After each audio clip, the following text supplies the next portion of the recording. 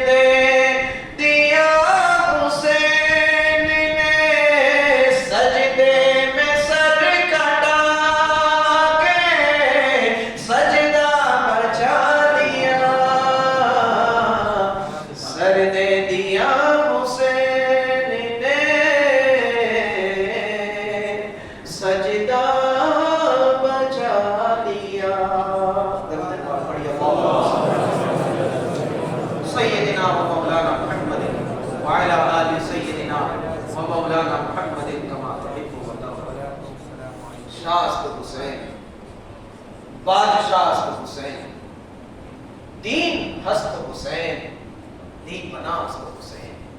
حسین بادشاہ ہے، حسین بادشاہ ہے، اور حسین بادشاہوں کے بادشاہ ہے۔ دین است حسین، حسین تنہا ایک وجود بشری نہیں، حسین کل دین ہے۔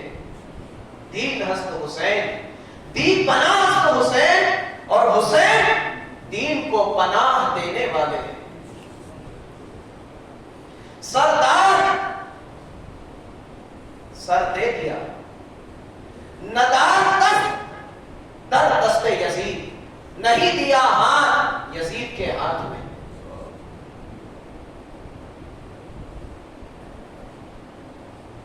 حقا کے بنائے لا الہ ہست حسین۔ اب سچ تو یہ ہے، ہم تو یہ ہے کہ لا الہ کی بنیاد ہے حسین۔ اتنا تو آپ سمجھ گئے کہ حسین بادشاہ ہے، حسین بادشاہوں کے بادشاہ ہے، حسین دین ہے، حسین دین کو پناہ دینے والے ہیں۔ سر دیا نہ دیا ہاتھ یزید کے ہاتھ۔ سچ تو یہ ہے، حق تو یہ ہے کہ حسین لا الہ کی بنیاد ہے۔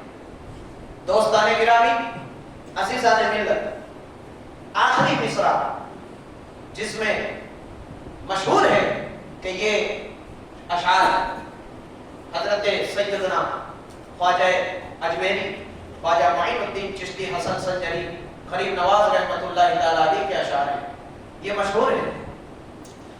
تو دوستو، اگر یہ خواجہ اجمیری کے اشعار ہیں تو خواجہ اجمیری اخیر میں فیصلہ کن بات کہتے ہیں کہ حقا کے بناء لا الہ ہست حسین۔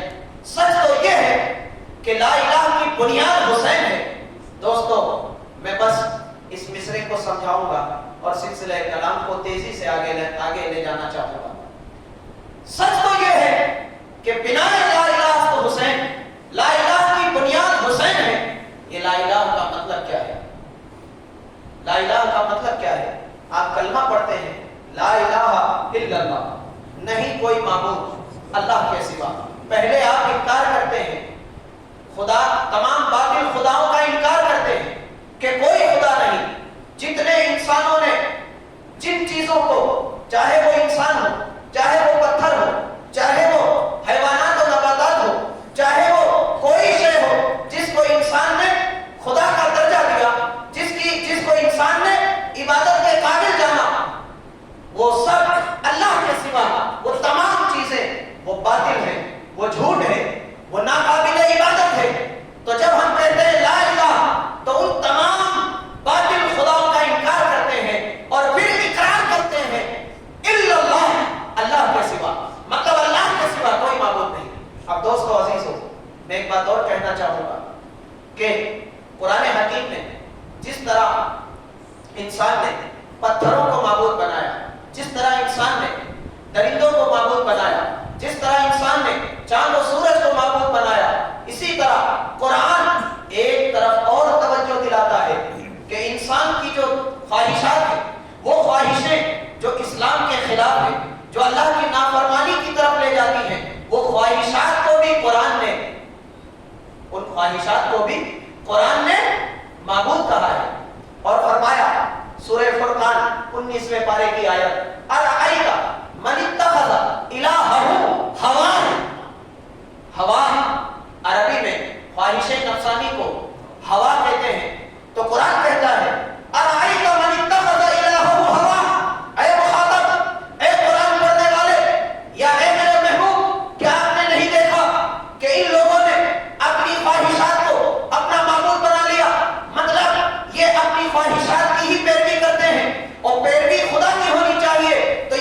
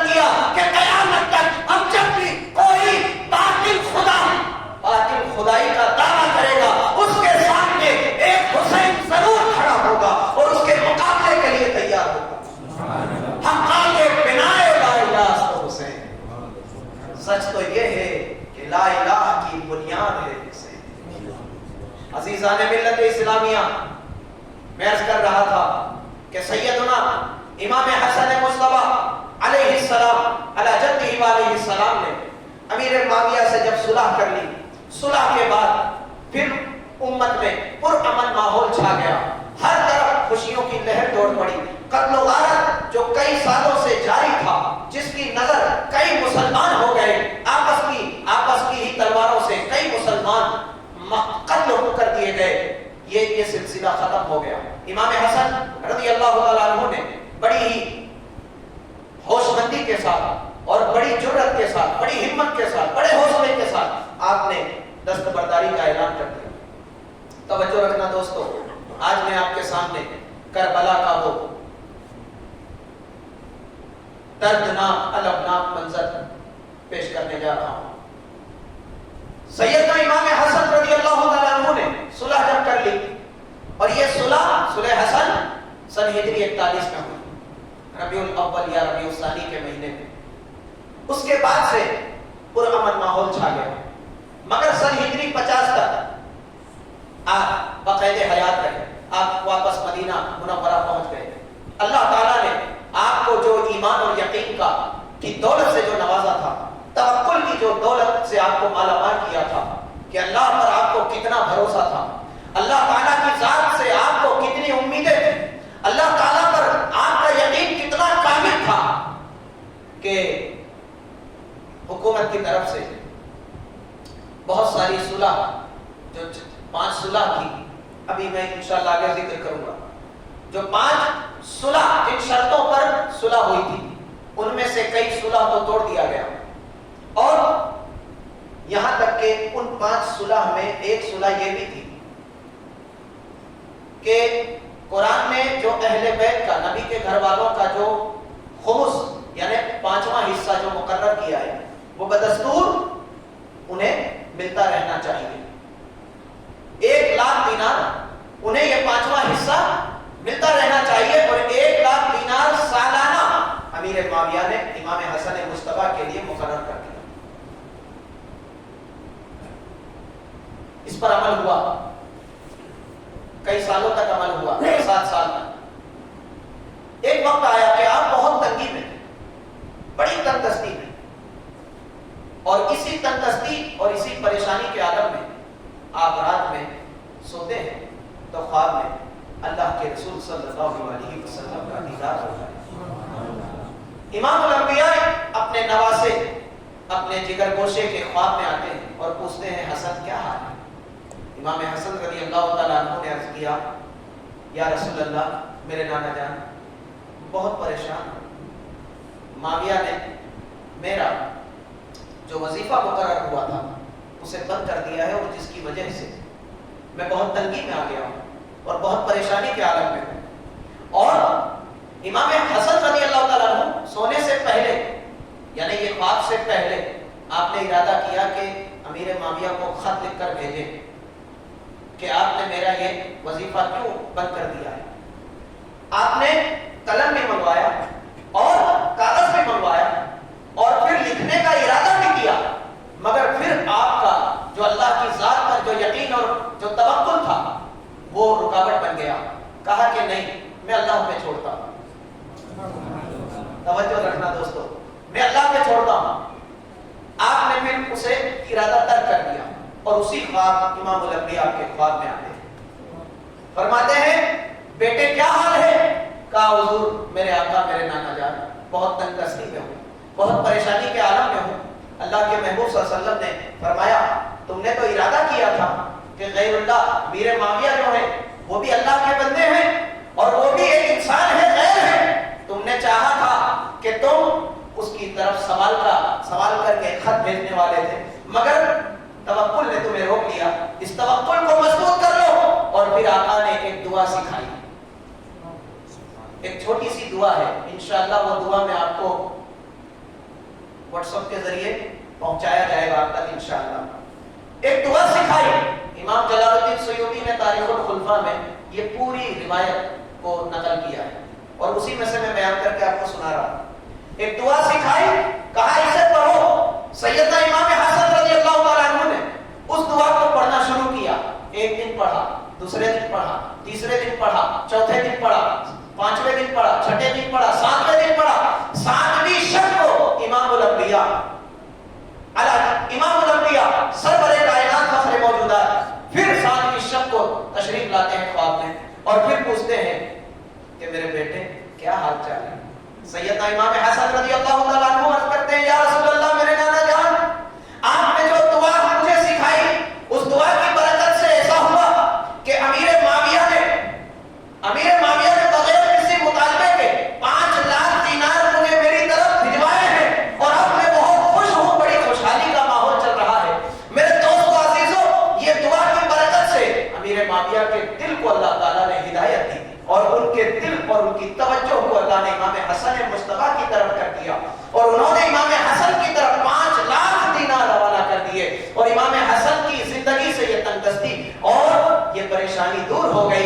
इमामुल अंबिया सरवरे कायनात फखरे मौजूदात की ये दुआ जो किताबों में मौजूद है, आप मुताला करेंगे तो आपको मिल जाएगी। फिर भी हम इंशाअल्लाह, मैंने इरादा किया है कि उसको प्रिंट आउट करवा के आपके दरमियान तकसीम कर दिया जाएगा ताकि सब मुसलमान उस दुआ के जरिए खूब फायदा उठाए इंशाअल्लाह। बहरहाल ये इमाम हसन रज़ी अल्लाह तआला अन्हु का तवक्कुल है, आपका यकीन है, आपका ईमान है अल्लाह ताला की जात। और फिर सरकार ने नसीहत फरमाई कि हसन, अल्लाह के सिवा किसी भी मखलूक से उम्मीद मत रखना।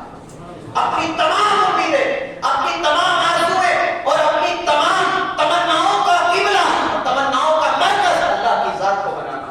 अल्लाह तुम्हें कभी अपने दर से महरूम नहीं रखेगा। जो मांगने का सलीका है उस तरह मांगो, दरे करीम से बंदे को क्या नहीं मिलता।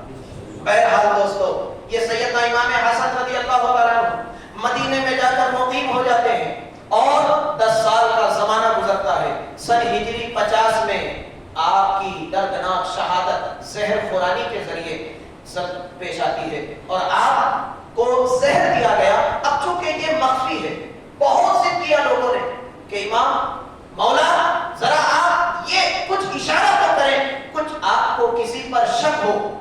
मुख्तलिफ रिवायतें मिलती हैं मगर वो मोतबर नहीं है। चूंकि इमाम हसन रज़ी अल्लाह तआला अन्हु ने शहादत के वक्त तक आपने जुबान पर वो जुमले नहीं लाए, न शक का इजहार किया, जिस पर आपको शक था उसका भी नाम नहीं बताया। 7 मरतबा आपको जहर दिया गया और खुदा की कुदरत देखो कि 6 मरतबा तो वो जहर का असर खत्म हो गया। आपको जहर दिया जाता, आपको कैद होती, आप अल्लाह की बारगाह में सर्व सुजूद होते, नाना की कब्र पर जाकर मुल्तजी होते और जहर का असर दूर हो जाता। मगर 7वीं बार हीरे को पीस कर आपके शरबत में मिलाकर आपको पिलाया गया। वो हीरे के छोटे छोटे जर्रे जब अतड़ियों में जाते हैं दोस्तों, तो अतड़ियां कट कट कर कैद के जरिए बाहर आ जाती हैं और इस तरह खून की कै करते हैं। अतड़ियां कट कट कर बाहर आ गई और इमाम हसन मुस्तफा अलैहिस्सलाम इसी बुनियाद पर आपकी ये दर्दनाक शहादत वक़ू बुज़ुर्ग पजीर होती है। मगर शहादत से पहले सैयदना इमाम हुसैन रज़ी अल्लाह तआला अन्हु ने कहा कि भाईजान, आपको अगर किसी पे शक है तो आप सिर्फ इजहार करें। तो इमाम हसन रज़ी अल्लाह तआला अन्हु फरमाते हैं कि मेरे भाई हुसैन, अगर मैं तुम्हें बताऊं शक की बुनियाद पर तो तुम उससे किसास लोगे, उससे जंग करोगे, झगड़ा करोगे। अगर वो न हुआ तो उसके खून का बदला कयामत के दिन मैं नहीं दे पाऊंगा। अल्लाह का खौफ देखो कि शक की बुनियाद पे अगर उससे बदला लिया गया तो ये जुल्म होगा। अगर वो जिस पर शक है अगर वो वाकई कातिल न हुआ तो ये गुनाह होगा, जुल्म होगा, नाइंसाफी होगी और कयामत के दिन हसन से अल्लाह ताला जब उसका सवाल करेगा तो हसन जवाब नहीं दे पाएगा। और फिर आपने फरमाया कि हुसैन मेरे भाई, अगर वो कातिल हुआ जिस पर शक है, अगर वो वाकई कातिल हुआ तो तुम उससे बदला लोगे, दुनिया में हल्की सी सजा उसको मिल जाएगी। मैं चाहता हूं कि कयामत के दिन मेरा कातिल मेरे मद्दे मुकाबिल हो और अल्लाह ताला मेरी तरफ से उसका बदला ले। जो हर चीज पर یہ امام حسن رضی اللہ عنہ کے آخری الفاظ ہیں، بس آپ شہید ہو جاتے ہیں۔ اس کے بعد یہ خبر پہنچی امیر شام کو، حضرت امیر معاویہ رضی اللہ تعالیٰ عنہ۔ 10 سال کا زمانہ گزر گیا، صلح کا 50 ہجری کا زمانہ چل رہا ہے، سن ہجری 60 میں ابھی 10 سال اور ہیں امیر معاویہ کے، ابھی 10 سال اور سن ہجری 60 میں ان کی بھی وفات ہو جاتی ہے۔ مگر ان 10 سالوں میں جب انہیں خبر ملی کہ امام حسن تو اب دنیا سے رخصت ہو گئے، تو لوگوں نے مشورہ دیا کہ اب تو جن سے صلح ہوئی تھی وہ تو چلے گئے، اب تو صلح ختم ہو گئی، اب ایک کام کرو، صلح میں کیا تھا کہ آپ جب تک زندہ ہیں خلیفہ بنے رہے، کوئی بات نہیں، کوئی اعتراض نہیں، وفات کے بعد آپ یہ کسی کو، اپنی اولاد کو یا اپنے رشتہ دار میں سے کسی کو خلیفہ نہیں بناؤ گے، امت پہ چھوڑ دو گے، شورا پر چھوڑ دو گے، وہ جس کو بہتر سمجھیں گے ان کو اپنا خلیفہ بنا لیں گے۔ یہ صلح ہے، اور خمس یہ جاری رہے گا۔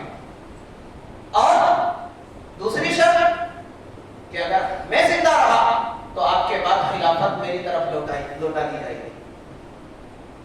ان شرطوں پر یہ صلح ہوئی تھی، مگر جب سیدنا امام حسن رضی اللہ تعالیٰ عنہ دنیا سے شہید ہو کر رخصت ہوتے ہیں تو لوگوں نے امیر معاویہ کو مشورہ دیا کہ اب دیکھو بہت اچھا دور چل رہا ہے، یہ بھی ایک اچھی بات تھی، لوگوں نے نیک نیتی کے ساتھ یہ مشورہ دیا تھا، جس میں مغیرہ ابن شعبہ کا نام آتا ہے جو صحابی رسول ہے، اور عمرو ابن عاص، ان لوگوں نے امیر معاویہ کو یہ مشورہ دیا کہ دیکھو امیر المومنین،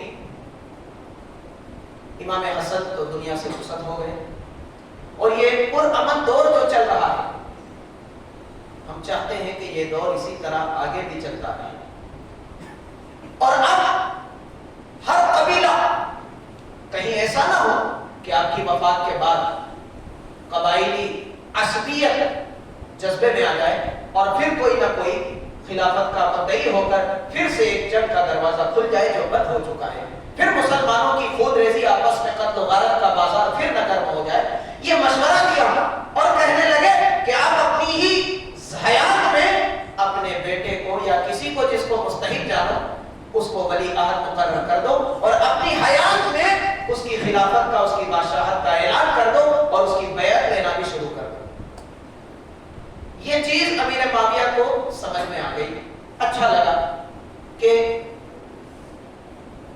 کہیں ایسا نہ ہو کہ میری وفات کے بعد پھر مختلف لوگ خلافت کے دعویدار بن کر اور پھر آپس میں پھر جنگ کا یہ دروازہ کھل جائے، لہذا آپ نے اپنی حیات میں یزید پلید کو، ملعون کو، کہ آپ امیر معاویہ نے یہ دعا کی تھی، سننا، آپ نے پوری امت مسلمہ کی بھلائی کے لیے یہ فیصلہ لیا تھا، تاریخ الخلفاء میں لکھا ہے، اور علماء یہی چیز بیان کرتے ہیں، آپ نے دعا کی کہ پروردگار اگر میرا بیٹا یزید خلافت کا حقدار ہو تو اسے خلیفہ بنانا، اگر وہ خلافت کا اہل نہیں ہے تو مولا میری وفات سے پہلے تو اس کو موت دے دے۔ یہ امیر معاویہ نے دعا کی، پہل کے اللہ تعالیٰ کی تقدیر، یہ مقدر کی بات ہے، اور کربلا تک اس منظر کو پہنچنا بھی تھا، اور اللہ نے اپنے پیارے محبوب صلی اللہ علیہ وسلم کو جو بشارتیں دی تھی اور جو آگاہی فرمائی تھی، جو علم دیا تھا کہ آپ کا یہ بیٹا، یہ فرزند، آپ ہی کی امت کے کچھ لوگ اسے دردناک شہید کر دیں گے اور اس کا قتل کر دیں گے، اور آپ کے خاندان والوں کے ساتھ بڑی ظلم کی داستان رقم کریں گے۔ یہ آگاہی بھی پوری ہونی تھی۔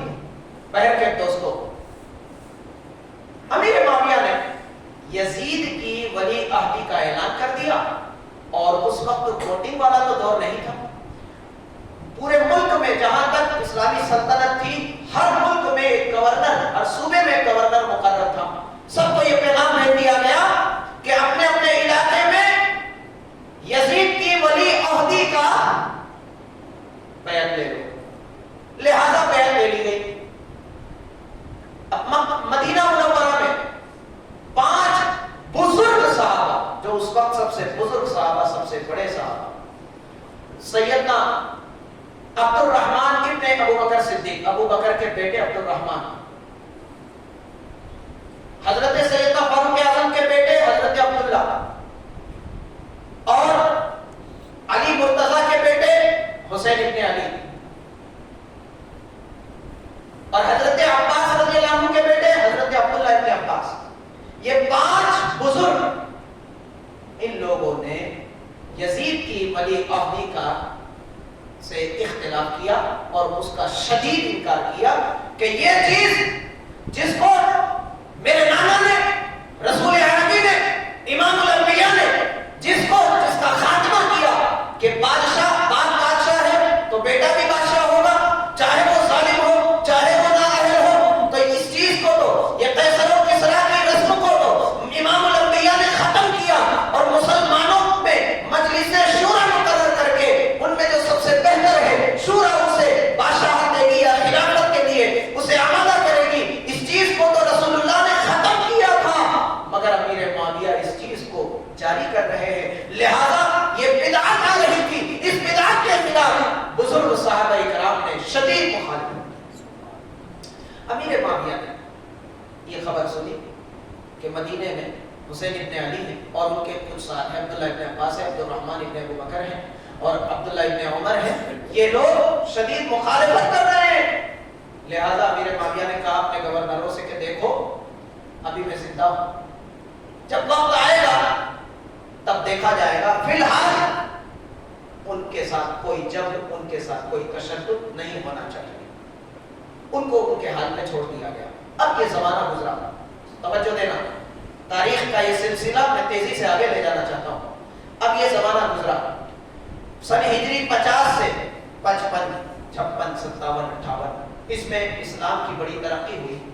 امیر معاویہ ہی کے دور میں روایات اور تاریخ میں آتا ہے کہ بمبئی تک اسلام کے جھنڈے لہرائے گئے، بڑی خدمات انجام دی امیر معاویہ نے۔ سن ہجری 60 میں حضرت امیر معاویہ رضی اللہ تعالیٰ عنہ کی وفات ہو جاتی ہے۔ اب وفات کے بعد فتنے کا ایک دور شروع ہوتا ہے۔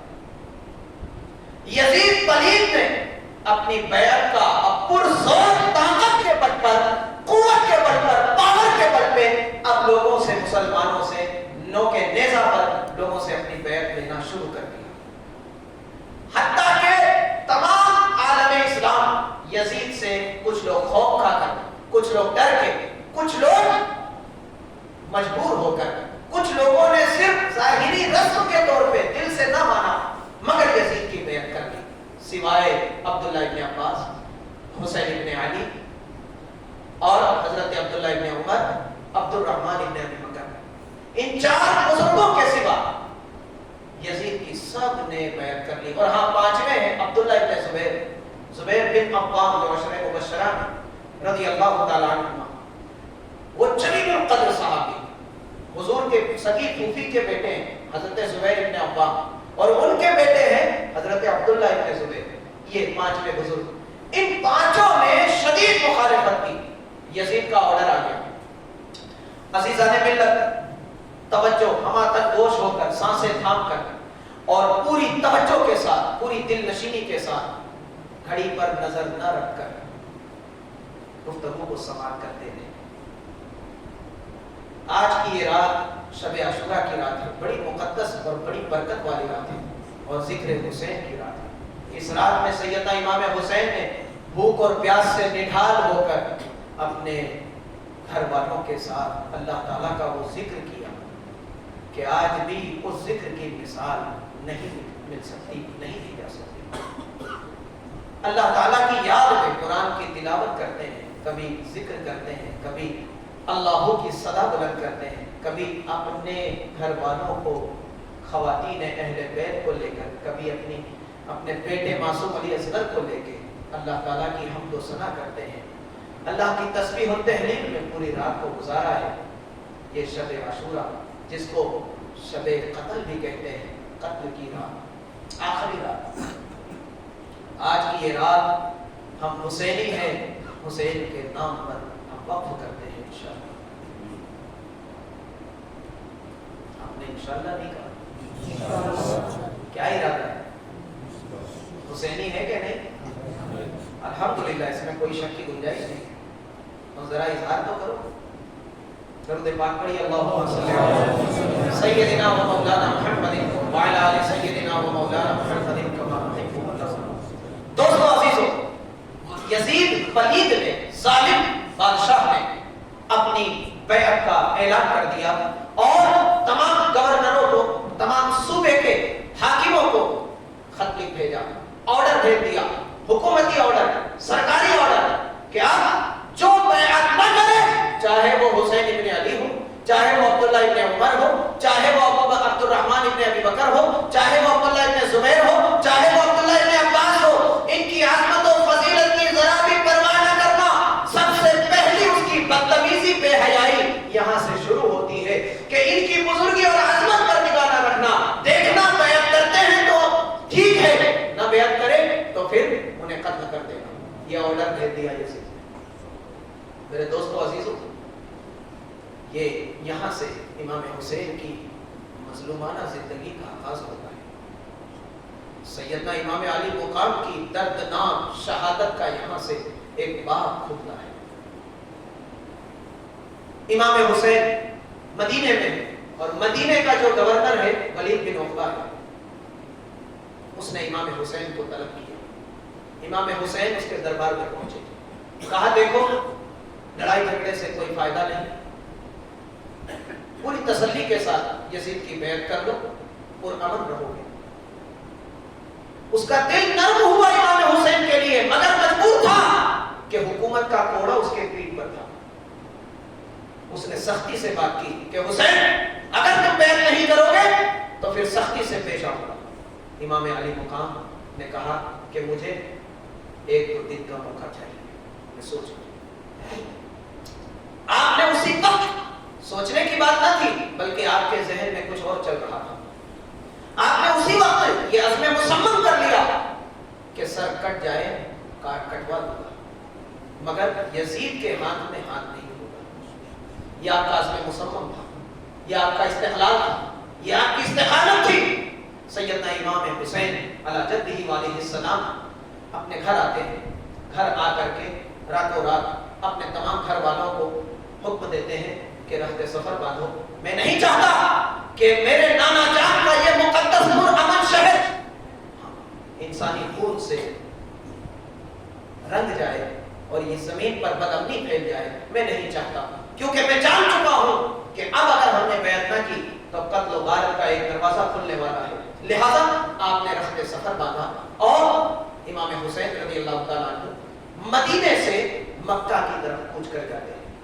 وہ ایک تاریخ و منظر ہمیں بتاتی ہے کہ امام علی مقام اس رات میں، جس رات آپ نے اس سفر مکہ کا آغاز کیا، نانا جان کی قبر پر جاتے ہیں. قبر کی پائنتی کی جانب لپٹ کر کے عرض کرتے ہیں، یا رسول اللہ، میرے نانا جان، آپ نے، کافروں نے، کفار مکہ نے جب آپ کو ستایا، جب آپ دعوت توحید کی عوض میں جب کافروں نے آپ کا استقبال پتھروں سے کیا، گالیوں سے کیا، یہاں تک کہ آپ کے قتل کا منصوبہ بنا دیا، تو اللہ کا حکم آیا کہ آپ مکہ سے ہجرت کر کے مدینہ پہنچے. یا رسول اللہ، آج آپ کی امت کے کچھ لوگ مجھے مجبور کر چکے ہیں کہ میں آپ کا یہ دل عزیز شہر، جس کا دل ارادہ نہیں رکھتا مگر مجبور ہو گیا، میرے آقا اب میں مدینہ آپ کا یہ مقدس شہر چھوڑ کر جا رہا ہوں. لہذا نانا جان، آپ کی دعاؤں کا سایہ میرے ساتھ ہونا چاہیے، آپ کی دعاؤں کی برکت میرے ساتھ ہونی چاہیے. آپ اسی گریہ وزاری میں روتے رہے، نیند آئی، سو گئے، آنکھ لگ گئی. امام الانبیاء اپنے فرزند، اپنے نور نظر، اپنے جگر گوشہ کے خواب میں آتے ہیں اور فرماتے ہیں، حسین ابن علی، اے میرے بیٹے، میرے فرزند، کس غم نے تجھے بلایا؟ کہا نانا جان، میں یہ شہر نہیں چھوڑنا چاہتا، مگر مجھے ظالم حکومت نے مجبور کر دیا ہے. کہا یہ تو اللہ کا مقدر ہے، تمہیں اس کا استقامت اور صبر کے ساتھ سامنا کرنا ہوگا. ہماری دعائیں میرے ساتھ ہیں. حسین جاؤ. رسول اللہ نے آپ کے حوصلے کو بلند کیا اور اللہ سے دعا کی کہ مولا اللہم اعطی حسینن اجرا و صبرا، اے اللہ میرے بیٹے حسین کو صبر اور اجر عطا فرما۔ یہ دعا آپ نے کی۔ امام علی مقام بیدار ہوتے ہیں اور پھر آپ کا حوصلہ اور بلند ہو چکا ہے۔ امام الانبیاء کی دعاؤں کے ساتھ آپ مدینے سے پھر اپنے بھائی کی قبر پر جاتے ہیں، امام حسن مجتبی علی جدہ علیہ السلام کی قبر پر جاتے ہیں، عرض کرتے ہیں بھائی جان آپ کی شفقت اور آپ کی پیار، آپ کی محبت اور آپ کی اخوت کا پیار اور اس کا سایہ میرے ساتھ ہونا چاہیے۔ ایک بہت بڑے امتحان میں آپ کا یہ چھوٹا بھائی جا رہا ہے، بہت بڑے آزمائش میں اللہ نے آپ کے چھوٹے بھائی کو ڈالا ہے۔ آپ کی شفقت، آپ کا پیار، آپ کی اخوت اس کے ساتھ ہونا چاہیے۔ امام حسن سے ملاقات کے بعد پھر آپ اپنی والدہ ماجدہ سیدہ طیبہ طاہرہ فاطمہ زہرا رضی اللہ تعالی عنہا علیہ السلام کی قبر پر جاتے ہیں، عرض کرتے ہیں امی جان آپ کا یہ بیٹا، آپ کا یہ فرزند، آپ کا یہ نور نظر، آپ کے دل کا قرار بہت بڑی آزمائش میں جا رہا ہے۔ میری ماں آپ کی دعاؤں کی برکت میرے ساتھ ہونی چاہیے، آپ کی دعاؤں کا سایہ میرے سر پر ہمیشہ مسلسل قائم رہنا چاہیے کہ کتنی ہی مشکلوں کا سامنا میرے ساتھ مجھے ہو، کتنی ہی جنگ اور تشدد کا سامنا ہو، مگر میرے قدم اور میرے دل میں جو ارادہ ہے، جو حوصلہ ہے، اس میں ذرہ برابر بھی ڈگمگاہٹ نہیں آنی چاہیے۔ امی جان آپ کی دعاؤں کی برکت میرے ساتھ ہونی چاہیے۔ آپ نے رخت سفر باندھا اور مدینے سے امام علی مقام کا یہ چھوٹا سا قافلہ جس میں معصوم علی اصغر بھی شامل ہے، دودھ پیتا بچہ 6 ماہ کا بچہ اس میں شامل ہے، آپ اپنے وہ نورانی قافلے کے ساتھ اہل بیت اطہار کا یہ قافلہ، خاندان نبوت کا یہ نورانی قافلہ مدینے سے چل کر مکہ پہنچتا ہے۔ مکہ معظمہ میں عبداللہ ابن زبیر، عبداللہ ابن عباس، ابو ہریرہ رضی اللہ تعالیٰ عنہ، عبداللہ ابن عباس اور حضرت عبد الرحمن ابن ابی بکر صدیق اور عبداللہ ابن زبیر، یہ تمام بزرگ اصحاب وہاں موجود تھے۔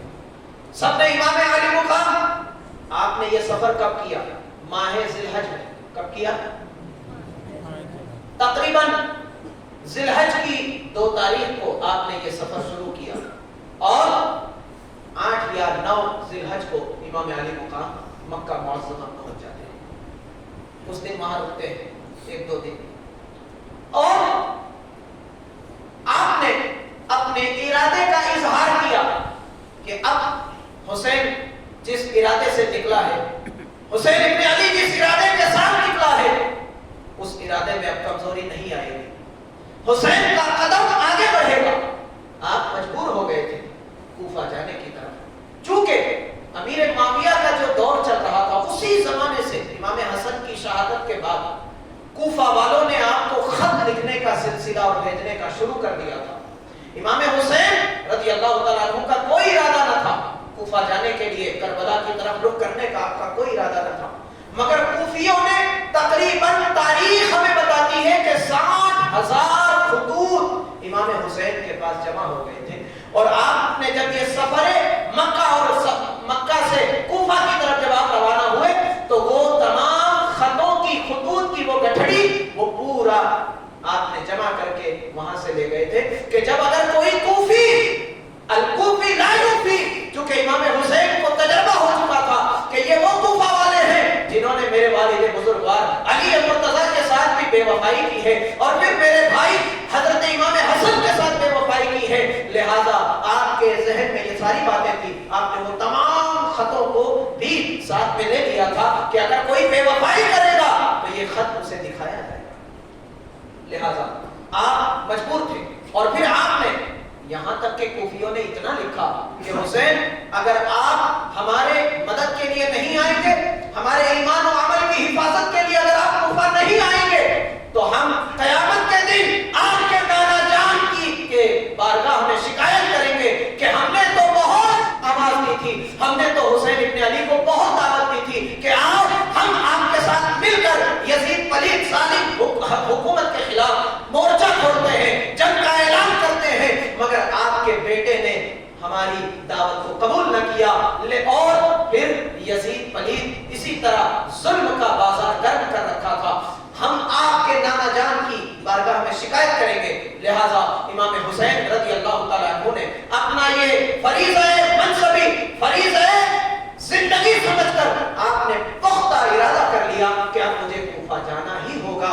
اور پھر قرآن حکیم کی یہ آیت بھی آپ کے ذہن میں تھی, فَإِذَا عَزَمْتَ فَتَوَكَّلْ عَلَى اللَّهِ إِنَّ اللَّهَ يُحِبُّ الْمُتَوَكِّلِينَ. جب آپ کسی کام کا پختہ ارادہ کر لو تو پھر اس کا نتیجہ بھول جاؤ, اللہ پہ بھروسہ کر لو, اللہ بھروسے کرنے والوں سے محبت فرماتا ہے. امام حسین مکہ پہنچ گئے, بزرگوں نے بہت سمجھایا. حضرت عبداللہ ابن عباس ان کے چچا لگتے ہیں, حضرت علی کے بھائی ہیں عبداللہ, عباس کے بیٹے ہیں. عباس کون؟ حضرت علی کے چچا ہیں, ابو طالب کے چھوٹے بھائی, اور ان کے بیٹے عبداللہ, اور حضرت عبداللہ ابن عمر, عمر کے بیٹے, عبد الرحمن ابن ابو بکر, ابو بکر صدیق کے بیٹے, اور حضرت عبداللہ ابن زبیر وہ بھی ہیں. ان بزرگوں نے بہت سمجھایا, اور دیگر جو بزرگ اصحاب تھے انہوں نے بھی سمجھایا امام حسین کو کہ حسین اپنا یہ ارادہ ترک کر دو. عبداللہ ابن عباس نے کہا کہ حسین ابن علی آپ جس راہ پہ جا رہے ہیں سوائے قتل و غارت کے کچھ نہیں.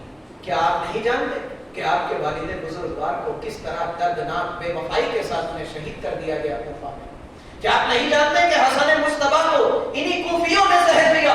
کیا آپ نہیں جانتے کن کیسی سازشوں کے تحت انہوں نے اہل بیت اطہار کا دل دکھایا ہے؟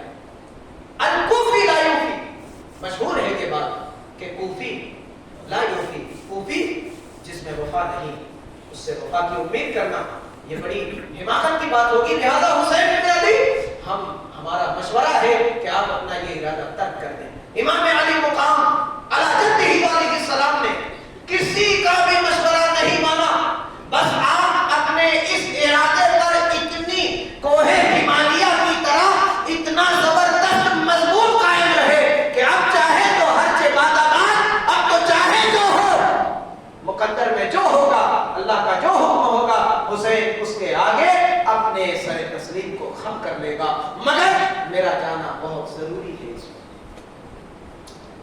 سیدنا امام حسین رضی اللہ تعالیٰ عنہ اپنے اس مختصر 72 نفوس قدسیہ پر مشتمل اس چھوٹے سے قافلے کے ساتھ آپ مکہ سے, مگر ایک بات اور یہاں پر کہ جب ان لوگوں نے بہت زیادہ مشورہ کیا تو پھر عبداللہ ابن عباس نے کہا کہ ایسا کرو, چلو ٹھیک ہے تم جانا, مگر پہلے وہاں کے حالات کیا ہے کسی کو بھیج کر کے اس کی خبر لے لو تاکہ کچھ عقل مندی کی بات ہو جائے. تو سیدنا امام حسین رضی اللہ عنہ نے ان کے اس مشورے کو قبول کیا اور اپنا نائب بنا کر, اپنا جانشین بنا کر حضرت سیدنا امام مسلم ابن عقیل جو ان کے بھائی ہیں, حضرت عقیل کے بیٹے مسلم بن عقیل علیہ السلام کو کوفہ کی طرف روانہ کر دیا. جب وہ جانے لگے تو ان کے دونوں بچے, امام مسلم کے 2 معصوم بچے, انہوں نے بھی پیچھا کر لیا اور مصر ہو گئے, بسیط ہو گئے کہ ابا جان ہم بھی آپ کے ساتھ چلنا چاہیں گے. لہذا امام حسین رضی اللہ تعالیٰ عنہ نے اجازت دے دی. اب مسلم بن عقیل اپنے دونوں بچوں کے ساتھ کوفہ کی طرف روانہ. حضرت امام مسلم بن عقیل رضی اللہ تعالیٰ عنہ کوفہ پہنچتے ہیں, اور کوفہ کے لوگوں نے جیسا کہ خط میں لکھا تھا کہ ہم آپ کا پرجوش استقبال کریں گے, ہم آپ کے ساتھ بے وفائی نہیں کریں گے. شروع میں تو انہوں نے وفاداری کا خوب مظاہرہ کیا. امام مسلم بن عقیل جیسے ہی وہاں پہنچے ہیں خوب بہترین مہمان نوازی ہوتی ہے, اور پھر جامع مسجد کوفہ کی جامع مسجد میں کوفہ کے تقریباً ایک ہی دن میں 3000 سے زیادہ لوگوں نے آپ کے ہاتھوں پر امام حسین رضی اللہ تعالیٰ عنہ کی بیعت کر لی, اور بیعت کر کے اپنے وعدے کو پورا کیا. یہ شروع کی بات ہے, مگر دوسرے دن 20,000 تک یہ تعداد پہنچ گئی, اور تیسرے دن 40,000 کے قریب بیعت لینے والوں کی تعداد پہنچ گئی. اب یہاں پر یزید تک یہ خبر پہنچ گئی کہ حسین نے بغاوت کا اعلان کر دیا ہے, حسین ابن علی جنگ کا ارادہ رکھتے ہیں, حسین ابن علی نے یزیدی حکومت کے خلاف آواز حق کو بلند کر دیا ہے اور قیام کا ارادہ رکھتا ہے حسین. لہذا یزید نے अपने कारिंदों को कूफा की तरफ रवाना कर दिया और एक सफान, एक मलऊन, एक बदबख्त शकीयुल कल्ब उबैदुल्लाह इब्न ज़ियाद को कूफा का गवर्नर बनाकर भेज दिया। आप उनसे पहले नौमान इब्न बशीर थे जो हुजूर अलैहिस्सलाम के सहाबी थे, बड़े अखलाक वाले और अहले बैत से बड़ी मोहब्बत करने वाले। तो यजीद ने उबैदुल्लाह इब्न ज़ियाद को वहां पर गवर्नर बनाकर भेज दिया। कहा जाओ और कूफा वालों को डराओ धमकाओ कि अगर वो यजीदी मेरी हुकूमत के खिलाफ अगर वो जाएंगे तो वो जिंदा नहीं रहेंगे, अगर वो जिंदा रहेंगे तो उनके बाल बच्चे भी जिंदा नहीं रहेंगे, उनके घरों को जला दिया जाएगा, बच्चों को यतीम कर दिया जाएगा, बीवियों को बेवा कर दिया जाएगा, भूखा तड़पाया जाएगा, जिंदा जला दिया जाएगा। जाओ और कूफा की बस्ती में ये ऐलान कर दो कि यजीद अपना लश्कर जर्रार रवाना कर रहा है, अगर किसी ने यजीद की हुकूमत के खिलाफ कदम उठाया तो उसकी खैर नहीं, वो अपनी जिंदगी से हाथ धो बैठेगा। उबैदुल्लाह इब्न ज़ियाद कूफा पहुंचा। यहाँ पे माहौल बहुत बेहतरीन चल रहा था। इमाम मुस्लिम के हाथ पर इमाम हुसैन की बैअत कूफा के मुसलमानों ने कर ही ली थी। और जब इमाम मुस्लिम ने जब ये मंजर देखा और जब कूफा वालों का ये इस्तेमाल देखा तो आपने फौरन खत लिख के भेज दिया हुसैन इब्न अली की तरफ कि मेरे भाई हुसैन, कूफा के तमाम मुसलमानों ने अपना वादा पूरा कर दिया है और सब ने आपके हाथ पर, आपकी बैत मेरे हाथ पर कर ली है, सब ने आपको अपना खलीफा तस्लीम कर लिया है और तन धन के साथ ये साथ देने का वादा भी कर रहे हैं, लिहाजा माहौल अच्छा है, आप तशरीफ ले आए। ये खत इमाम हुसैन को मक्का में पहुंच गया। इमाम अली मुकाम सैयदना हुसैन इब्न अली रज़ियल्लाहु ताला अन्हु जब ये खत पाते हैं तो आप अपना काफिला तेजी के साथ मक्का से रवानगी का ऐलान करते हैं और वहां से रवाना हो जाते हैं। और रास्ते में जब पहुंचते हैं यहाँ मंजर बदल चुका था, यहाँ का माहौल बदल चुका था। हजरत मुस्लिम बिन अकील रज़ियल्लाहु ताला अन्हु खमसदा हो गए। देखा जब उबैदुल्लाह इब्न ज़ियाद इधर आता है, सबको डराता धमकाता है। लोग, एक वक्त ऐसा भी आया, तारीख में लिखा है, किताबों में लिखा है, एक वक्त ऐसा भी आया कि हजरत इमाम मुस्लिम बिन अकील कूफे की जामे मस्जिद में फजर की नमाज पढ़ा है। जब आपने तकबीर तहरीमा कही थी अल्लाहु अकबर, तो पूरी जामे मस्जिद मुसलमानों से भरी हुई थी, बैत करने वालों से। मगर जैसे ही आपने सलाम फेरा, उसी वक्त यजीद के कारिंदे आ गए थे और मस्जिद को घेर लिया था और ये ऐलान कर दिया था, ये निगाह दे दी थी कि जिसने भी यजीदी हुकूमत के खिलाफ आवाज को बुलंद किया या कदम बढ़ाया उसे जिंदा जला दिया जाएगा, उसकी बीवी को बेवा, बच्चों को यतीम कर दिया जाएगा, घर को जला दिया जाएगा। सब के दिलों में दुनिया घिर चुकी थी, सब ने अपनी बीवी की तरफ देखा, अपनी फैमिली की तरफ देखा, अपनी जिंदगी के बारे में सोचा। और इमाम मुस्लिम बिन अकील को मस्जिद में मुसल्ले पर सिवाय उन दो बच्चों के इमाम मुस्लिम बिन अकील को तन्हा छोड़कर बेवफाई के साथ भाग गए। मुस्लिम बिन अकील ने जब सलाम फेरा, नमाज के बाद देखा तो हर कोई मस्जिद पूरी तरह खाली पड़ी है सिवाय दो मासूम बच्चों। दोस्तों अजीजों, इमाम मुस्लिम यजीदी लश्कर वहां आ चुका था, उबैदुल्लाह इब्न ज़ियाद वहां आ चुका था। उसने अपने सिपाहियों को कहा कि मुस्लिम बिन अकील को पकड़ के लाओ और उसे उसके कैफरे किरदार तक पहुंचाओ। हजरत सैयदना इमाम मुस्लिम बिन अकील अपने चाहने वाले के यहाँ पनाह लेते हैं, मगर उबैदुल्लाह इब्न ज़ियाद के सिपाही उन्हें ढूंढ लेते हैं और मुस्लिम बिन अकील को रस्सियों में, जंजीरों में जकड़कर कैदी बनाकर इब्न ज़ियाद के दरबार में खड़ा कर देते हैं। उबैदुल्लाह इब्न ज़ियाद और इमाम मुस्लिम बिन अकील अब बिल्कुल आमने सामने हैं। इब्न ज़ियाद कहता है, मुस्लिम तुम्हें अपनी जिंदगी प्यारी नहीं? कहा, मुझे अल्लाह और उसके रसूल का दीन प्यारा है। इब्न ज़ियाद ने कहा, मुस्लिम अपने बच्चों का ख्याल नहीं? मुस्लिम ने कहा, मुझे नाना और रसूल अरबी के कुरान का ख्याल है। कहा, मुझे अपनी खानदान वालों की परवाह नहीं? मुस्लिम बिन अकील ने कहा, शरीयत मुतहरा के अहकाम की परवाह है। कहा, फिर तो तुझे अपनी जान देनी होगी। कहा मैं मुस्कुराते हुए जामे शहादत को नोश करने के लिए तैयार हूँ। अरे हम तो अहले बैत तो मरने ही के लिए पैदा हुए। जब भी मुसलमानों पर, उम्मत मुस्लिमा पर, जब भी कुरान पर, जब भी शरीयत मुतहरा पर जब भी आँच आई है तो अली मुर्तज़ा गवाह है, हसन इब्ने अली गवाह है, हुसैन गवाह है, मेरा खानदान गवाह है कि जब भी मुसलमानों पर आफत आई है, दीन और ईमान खतरे में आया है, तो रसूल अरबी के खानदान का हर फर्द बरसर बेकार नजर आया है और उसकी मुखालिफत के लिए उन्हें अपनी जान भी देनी पड़ी है तो वो देने से गुरेज नहीं कर रहा। मुस्लिम बिन अकील की ये तकरीर सुनकर इब्ने ज़ियाद दहल गया, उस पर हैबत तारी हो गई और उसने फौरन कहा अपने सिपाहियों से, इसे ले जाओ, मेरा दम घुट रहा, और इसे महल के बुलंद इमारत, बुलंद हिस्से पर जाकर नीचे बेदर्दी से किया। सिपाही आए, बल्कि इब्ने ज़ियाद ने कहा कि तुम में कोई है, अपने दरबार में जो उसके सिपाही खड़े थे, कहता है तुम में है कोई जो जिसको जिंदगी में कभी मुस्लिम से तकलीफ पहुंची हो। एक बदबख्त आगे बढ़ता है और कहता है कि मुझे मुस्लिम बिन अकील ने एक मर्तबा नेज़ा लगाया था जिससे मेरे रुखसार कट गए थे और आज ये दाग मौजूद है। आज मैं अपने दाग को मुस्लिम के खून से धोना चाहता हूँ।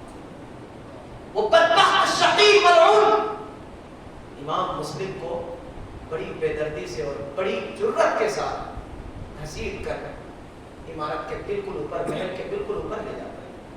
ऊपर ले जाकर के इमाम मुस्लिम बिन अकील के दिमाग में, आपके दिल में सिर्फ एक ही, आपको अपनी शहादत का गम नहीं था, आपको जो सामने मौत है उसकी परवाह न थी, बल्कि आप तो इस गम में डूबे हुए थे कि मेरे भाई हुसैन इब्ने अली गलतफहमी में चल पड़े होंगे और मेरे खत पर उन्होंने इरादा कर लिया होगा और यहाँ आकर मंजर तो कुछ और है। मैं किस तरह अपने भाई हुसैन को आगाह कर दूं कि भाई मत आना, मंजर बदल चुका है, माहौल बदल चुका है, कूफा वालों ने गद्दारी और बेवफाई का इजहार कर दिया है। मैं कैसे, ये ख्याल आपको सताया जा रहा था कि इतने में बदबख्त एक मलऊन पीछे से इमाम मुस्लिम बिन अकील को धक्का देता है। हजरत मुस्लिम बिन अकील बुलंद इमारत से गिर करके नीचे पत्थर पर आकर आपका सर टकरा जाता है, आपका सर फट जाता है, खून का फव्वारा निकल पड़ता है और इस तरह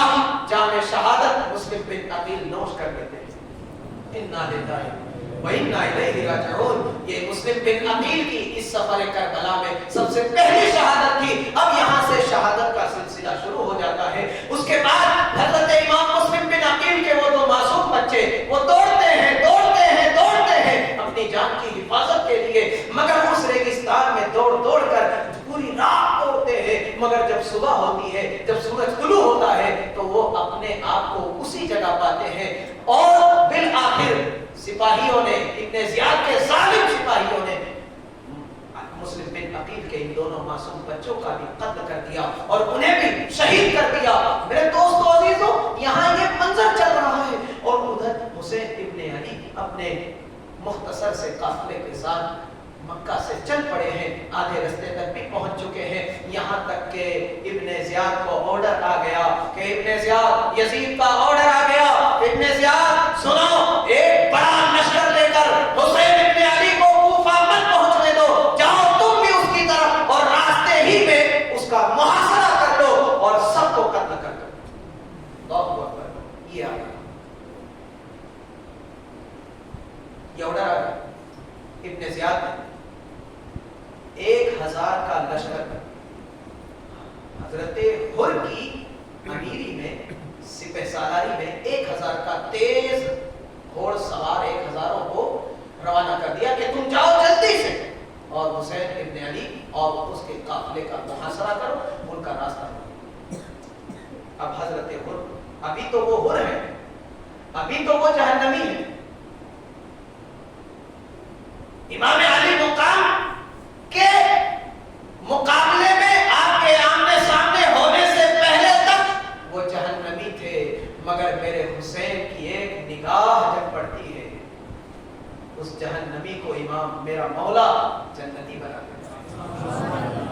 बाकी आपके सामने है, तारीख आपके सामने है। हजरत हुर चले हैं 1000 की नफरीन के साथ।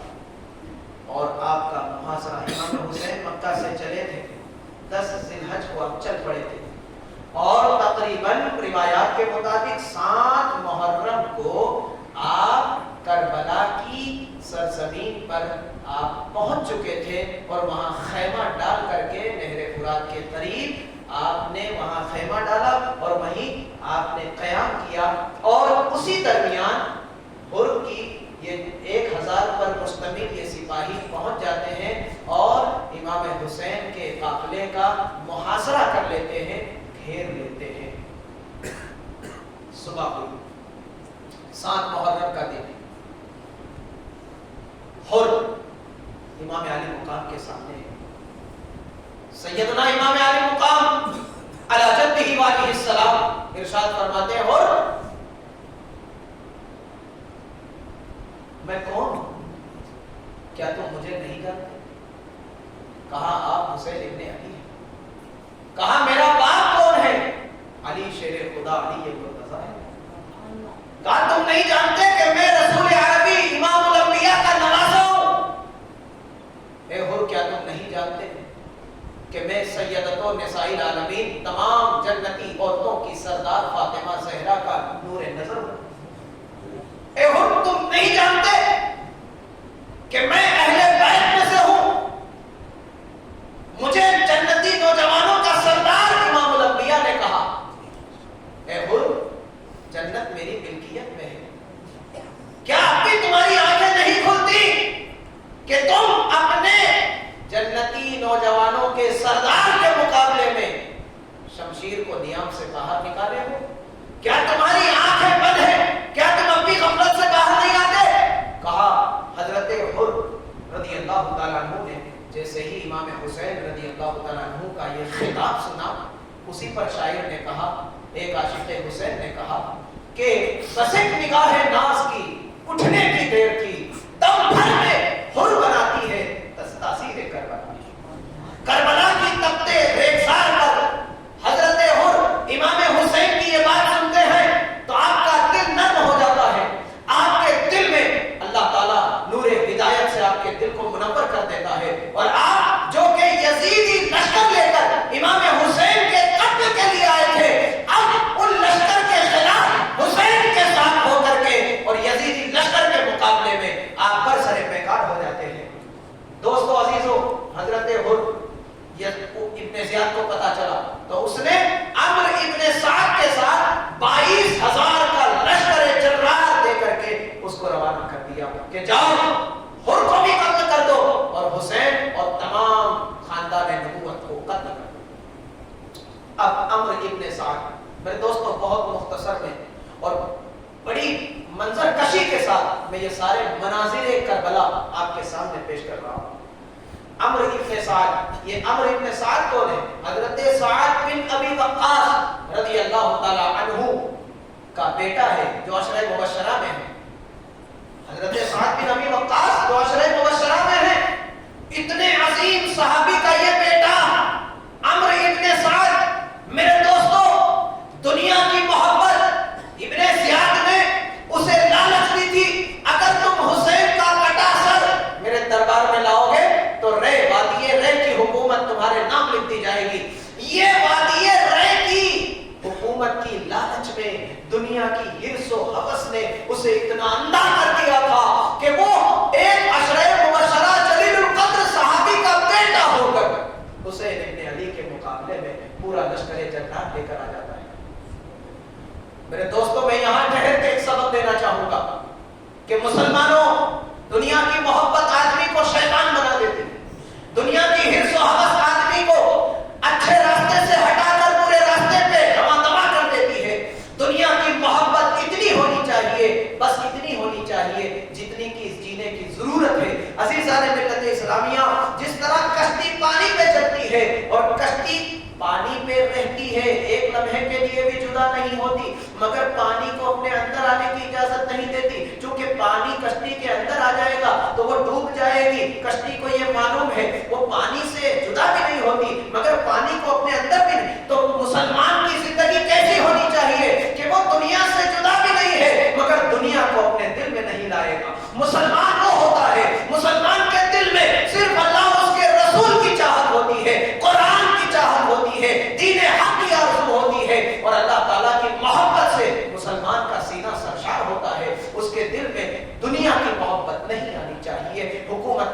लालच नहीं आना चाहिए।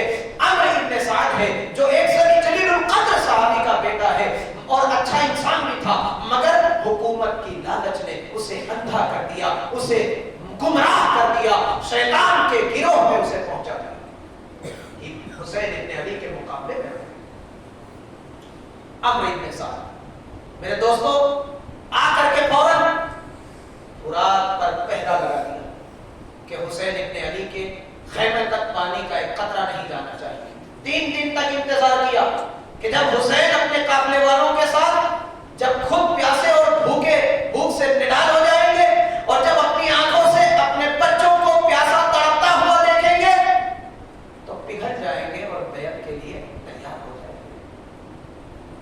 पानी इसी मकसद से बंद किया गया। 7 मुहर्रम, 8 मुहर्रम, 9 मुहर्रम हुसैन इब्न अली भूख और प्यास से निढाल अल्लाह की याद, अल्लाह के जिक्र में दिन को गुजार रहे हैं, रात को गुजार रहे हैं। दिन में रोजा है, रात में तस्बीह और तहलील है। दिन में रोजा है, रात में तिलावत कुरान है। दिन में रोजा है, रात में तहज्जुद है। दिन में रोजा है, रात में अल्लाह का जिक्र है। दिन में रोजा है, रात में अल्लाह ताला की रज़ाजोई की तड़प है। अज़ीज़ान मिल्लत इमाम हुसैन इब्न अली रज़ियल्लाहु ताला अन्हु 7 मुहर्रम, 8 मुहर्रम, 9 मुहर्रम, ये 3 दिन 3 रातें आप उसी करबला की तपते रेत पर आप अपने खानवादे के साथ उसी खेमे में गुजार देते हैं। मेरे दोस्तों अजीजों, यहाँ पे यजीद का लश्कर भी है, 22,000 का लश्कर है। अब दोस्तों अजीजों, मैंने कुरान हकीम की जिस आयत मुक़द्दसा को तिलावत करने का शरफ हासिल किया, आइए मैं उसी करबला के मंजर को सामने रख के इस आयत का तर्जुमा आपको सुना दूं। अल्लाह ताला ने फरमाया फज़कुरूनी अज़कुरकुम, मेरा जिक्र करो मैं तुम्हारा जिक्र करूंगा। वशकुरूली वला तकफुरून, मेरा शुक्र अदा करो, मेरी नाशुक्री मत करो। अब दोस्तों अजीजों, जरा अपनी तवज्जो को करबला के मंजर, करबला का मंजर अपने सामने लाएं। यहाँ हुसैन इब्न अली है और अहले बैत अतहार का मुक़द्दस नूरानी खानदान है, इमाम अल अंबिया का नूरानी खानदान है। उधर यजीद पलीद का लश्कर जर्रार है, नमाज वहां भी है। मगर दोस्तों देखो, अल्लाह का जिक्र यहाँ हो रहा है, अल्लाह ताला का जिक्र यहाँ हो रहा है। अर्श आज़म पर अल्लाह हुसैन और हुसैन के साथियों का जिक्र अर्श पर कर रहा है। वहाँ यहाँ जिक्रुल्लाह है और वहाँ अल्लाह की याद से गफलत है, वहाँ गफलत है, वहाँ शैतान का जिक्र है, यहाँ अल्लाह का जिक्र है, यहाँ शुक्रगुजारी है, वहाँ खुदा की नाशुक्री है। रब ने फरमाया, ए ईमान वालो, नमाज और सब्र और नमाज के जरिए मदद मांगो, बेशक अल्लाह सब्र वालों के साथ है। यहाँ भी मोमिन है, वहाँ भी मोमिन है, ईमान का दावा वहाँ भी है, नमाज वहाँ भी है, सब्र नमाज वहाँ भी है, अज़ान वहाँ भी है, इकामत वहाँ भी है, तिलावत कुरान वहाँ भी है, रोजा वहाँ भी है, सब कुछ है वहाँ। मगर एक चीज नहीं है जो हुसैन इब्न अली के काफिले में है। वहाँ भी नमाज यहाँ है, नमाज यहाँ भी है, मगर वहाँ सिर्फ नमाज है, यहाँ नमाज के साथ सब्र भी है। इसलिए अल्लाह की रहमत यजीदी लश्कर के साथ ना हुई, क्योंकि अल्लाह ने अपने साथ होने का ऐलान नमाजियों के साथ नहीं किया। फरमाया नमाज और सब्र से मदद मांगो, नमाज और सब्र के जरिए अल्लाह से मदद मांगो। मगर याद रखो, अल्लाह नमाजियों के साथ नहीं, सिर्फ नमाजियों के साथ नहीं, सब्र करने वालों के साथ। तो वहां सिर्फ नमाज थी, यहाँ नमाज भी थी, सब्र भी था। वला तक़ूलू लिमन युक़्तलू फ़ी सबीलिल्लाहि अम्वात, और ईमान वालों, अल्लाह की राह में जो कत्ल हो जाए उन्हें मुर्दा मत कहो, बल अहया, बल्कि वो जिंदा है, वलाकिन ला तशकुरून, तुम्हें उनकी जिंदगी का शऊर नहीं। अब यहाँ देखो, मक़तूल की बात हो रही है और कातिल की बात हो रही है। तो मेरे हुसैन के काफिले में कत्ल होने वाले थे और यजीदी लश्कर जर्रार में कत्ल करने वाले थे, और जो कत्ल करने वाले होते हैं वो मुर्दा है, और जो कत्ल हो वो जिंदा है। ला तक़ूलू लिमन युक़्तलू फ़ी सबीलिल्लाहि अम्वात, तुम्हें उनकी जिंदगी का शऊर नहीं। दोस्तों आगे बढ़ते हैं और कुरान से करबला के मंजर को समझने की कोशिश करते हैं। कुरान आगे कहता है, वलनब्लुवन्नकुम बिशैइन मिनल खौफि वल जूइ व नक़्सिन मिनल अम्वालि वल अनफुसि वस्समरात, और हम तुम्हें जरूर आजमाएंगे। अल्लाह अपने बंदों से फरमाता है, हम तुम्हें जरूर आजमाएंगे, चंद चीजों में आजमाएंगे। हम तुम्हें भूखा रखकर आजमाएंगे, ہم تمہیں پیاسا رکھ کر آزمائیں گے, ہم تمہیں تمہاری تجارت اور مال میں نقصان دے کر آزمائیں گے, ہم تمہیں تمہاری جان کے ذریعے بھی آزمائیں گے, اور ہم تمہیں تمہاری اولاد کے معاملے میں بھی آزمائیں گے. اور یاد رکھو صبر کرو گے تو صبر والوں کے لیے اللہ کے نزدیک بہت بڑا اجر ہے. اب دوستو عزیزو, اس آیت کو آپ نے سنا اور سمجھا, اب کربلا کی طرف توجہ کریں اور وہ منظر ذرا اپنے سامنے لائیں. امام علی مقام کا قافلہ ہے, نورانی قافلہ ہے, بھوک اور پیاس امام حسین کے خیمے میں ہے, امام حسین کے قافلے میں ہے. شکم سیری اور دریا پورا لشکر جرار یزید کے اندر پایا جا رہا ہے.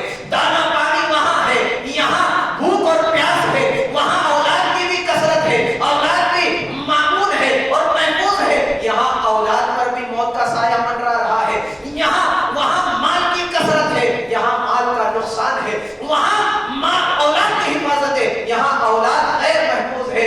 مگر دوستو عزیزو, قرآن نے فرمایا کہ اگر تم ان آزمائشوں میں کامیاب ہو گئے تو اللہ نے اپنے محبوب سے مخاطب ہو کے فرمایا, بشیر بشر الصابرین الذین اذا اصابتهم مصیبۃ قالوا انا للہ و انا الیہ راجعون. اے محبوب, ان صبر کرنے والوں کو جو ان 5 حالتوں میں صبر و استقامت کے ساتھ قائم رہے, ایمان پر قائم رہے, تو ان کو بشارت دے دو, جنت کی بشارت دے دو, انہیں جنت کی بشارت دے دو, آخرت کی صلاح و فلاح کی بشارت دے دو. یہ وہ لوگ ہیں کہ جب ان پر مصیبت آ جاتی ہے تو ان کی زبان پر شکوہ نہیں ہوتا, ان کی زبان پر کوئی اور بات نہیں ہوتی, ان کی زبان پر فقط اتنا ہوتا ہے, ہم اللہ کے لیے ہیں اور اسی کی طرف لوٹ کر جانے والے ہیں. انا للہ و انا الیہ راجعون. اور پھر اللہ تعالیٰ کا فیصلہ بھی کیا ہوا,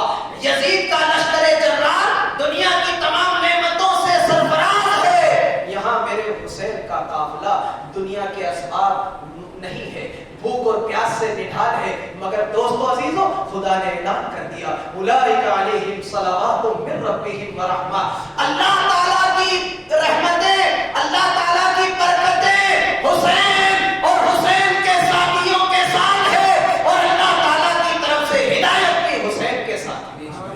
یہی لوگ ہدایت یافتہ ہیں, اولئک هم المہتدون. میرے دوستو عزیزو, پانی بند کر دیا گیا اور شب عاشور آج کی رات امام علی مقام عمرو ابن سعد آیا شام کے وقت, کہتا ہے حسین جنگ کے لیے تیار ہو جاؤ, یا تو بیعت کر لو یا تو قتل ہونے کے لیے تیار ہو جاؤ. امام علی مقام علی جدہ علیہ السلام فرماتے ہیں, اے ابن سعد, بھلا شام کو بھی کوئی جنگ کرتا ہے, رات کے اندھیرے میں کوئی جنگ ہوتی ہے, ایک رات تو چھوڑ دو. امام حسین کی ہیبت ایسی تھی کہ وہ انکار نہیں کر پایا اور کہنے لگا, ٹھیک ہے, صبح کا سورج اگر تم نے بیعت کی تو وہ تمہارے لیے آخری سورج ہوگا, اس کے بعد پھر کبھی طلوع ہوتے ہوئے سورج کو نہیں دیکھو گے.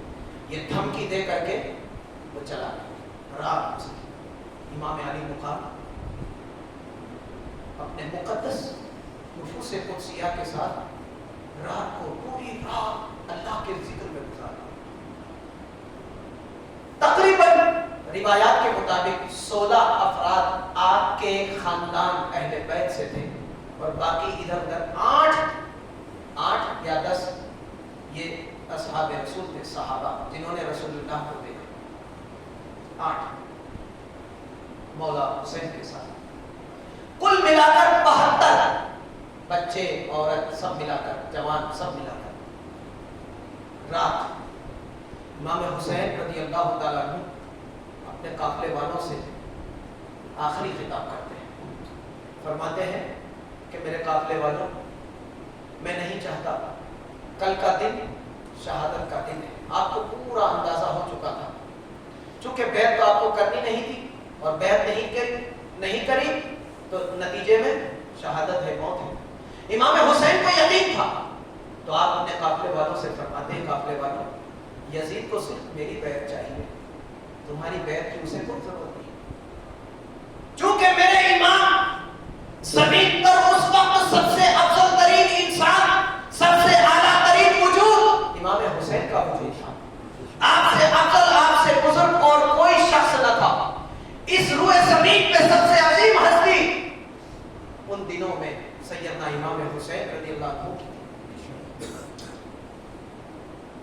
یزید صرف میری بیعت چاہتا ہے، میں تمہیں دل سے اجازت دیتا ہوں، جاؤ نکل جاؤ، اپنی جان بچاؤ۔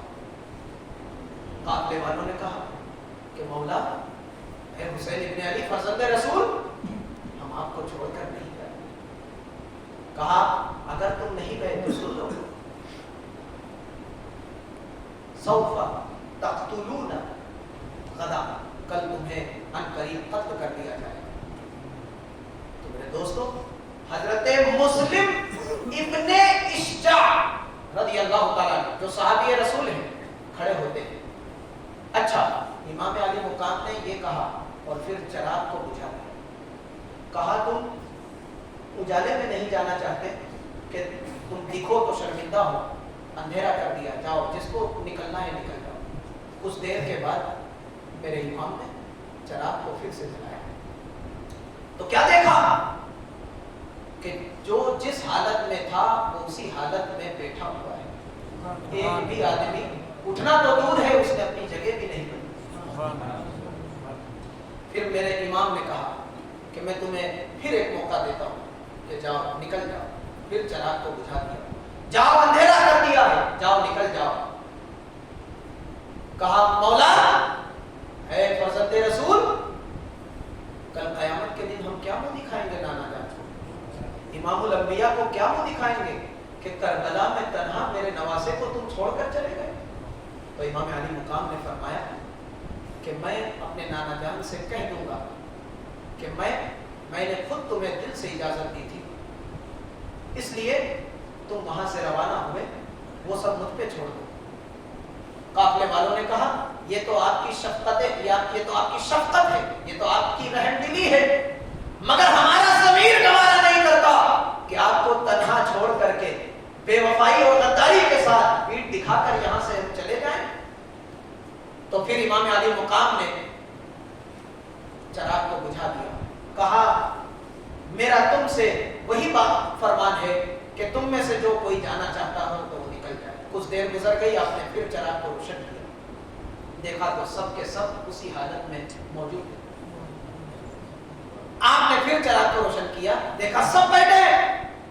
تب اس کے بعد امام جلال الدین سیوطی تاریخ الخلفاء میں لکھتے ہیں حضرت مسلم بن اشجع رضی اللہ تعالیٰ عنہ کھڑے ہوتے ہیں اور عرض کرتے ہیں مولا حسین ابن علی اے فرزند رسول، ہم آپ کے ساتھ جان دینے کی نیت سے چلے ہیں، آپ کو تنہا چھوڑ کر پیٹھ دکھا کر نہیں جانے والے، ہم آپ کے ساتھ ہی رہنے والے ہیں۔ میرے دوستو، مسلم بن اشجع کہتے ہیں کہ اگر آپ صبح تک چراغ کو جلائیں بجھائیں کچھ بھی کر لیں، ہم یہاں سے ہلنے والے نہیں۔ تب میرے امام نے فرمایا کہ ارفعوا رؤوسکم الی السماء، اپنے چہروں کو آسمان کی طرف اٹھاؤ اور دیکھو کل صبح جب تمہیں شہید کیا جائے گا تو اپنی آنکھوں سے اپنی جنت میں اپنے اپنے محلات کو دیکھو۔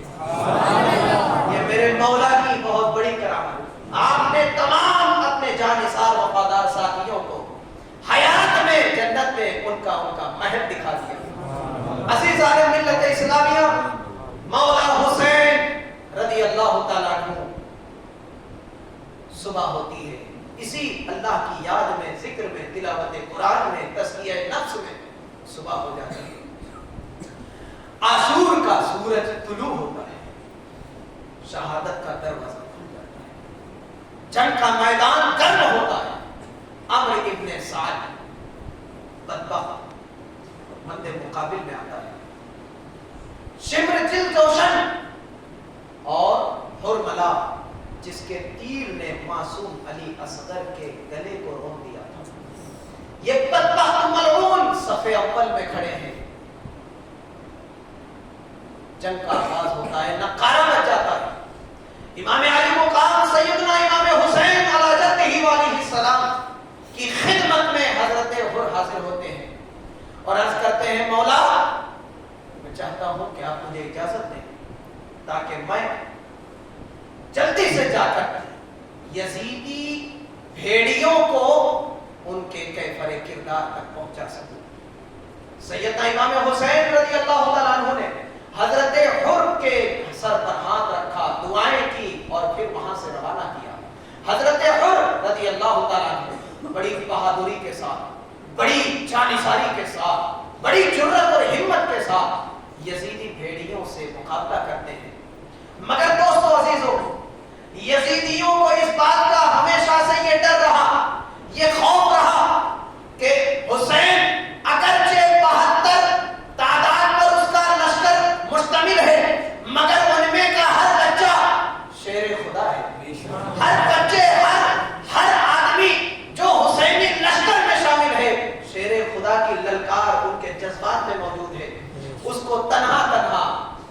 पहलवान नहीं हराया जा सकता।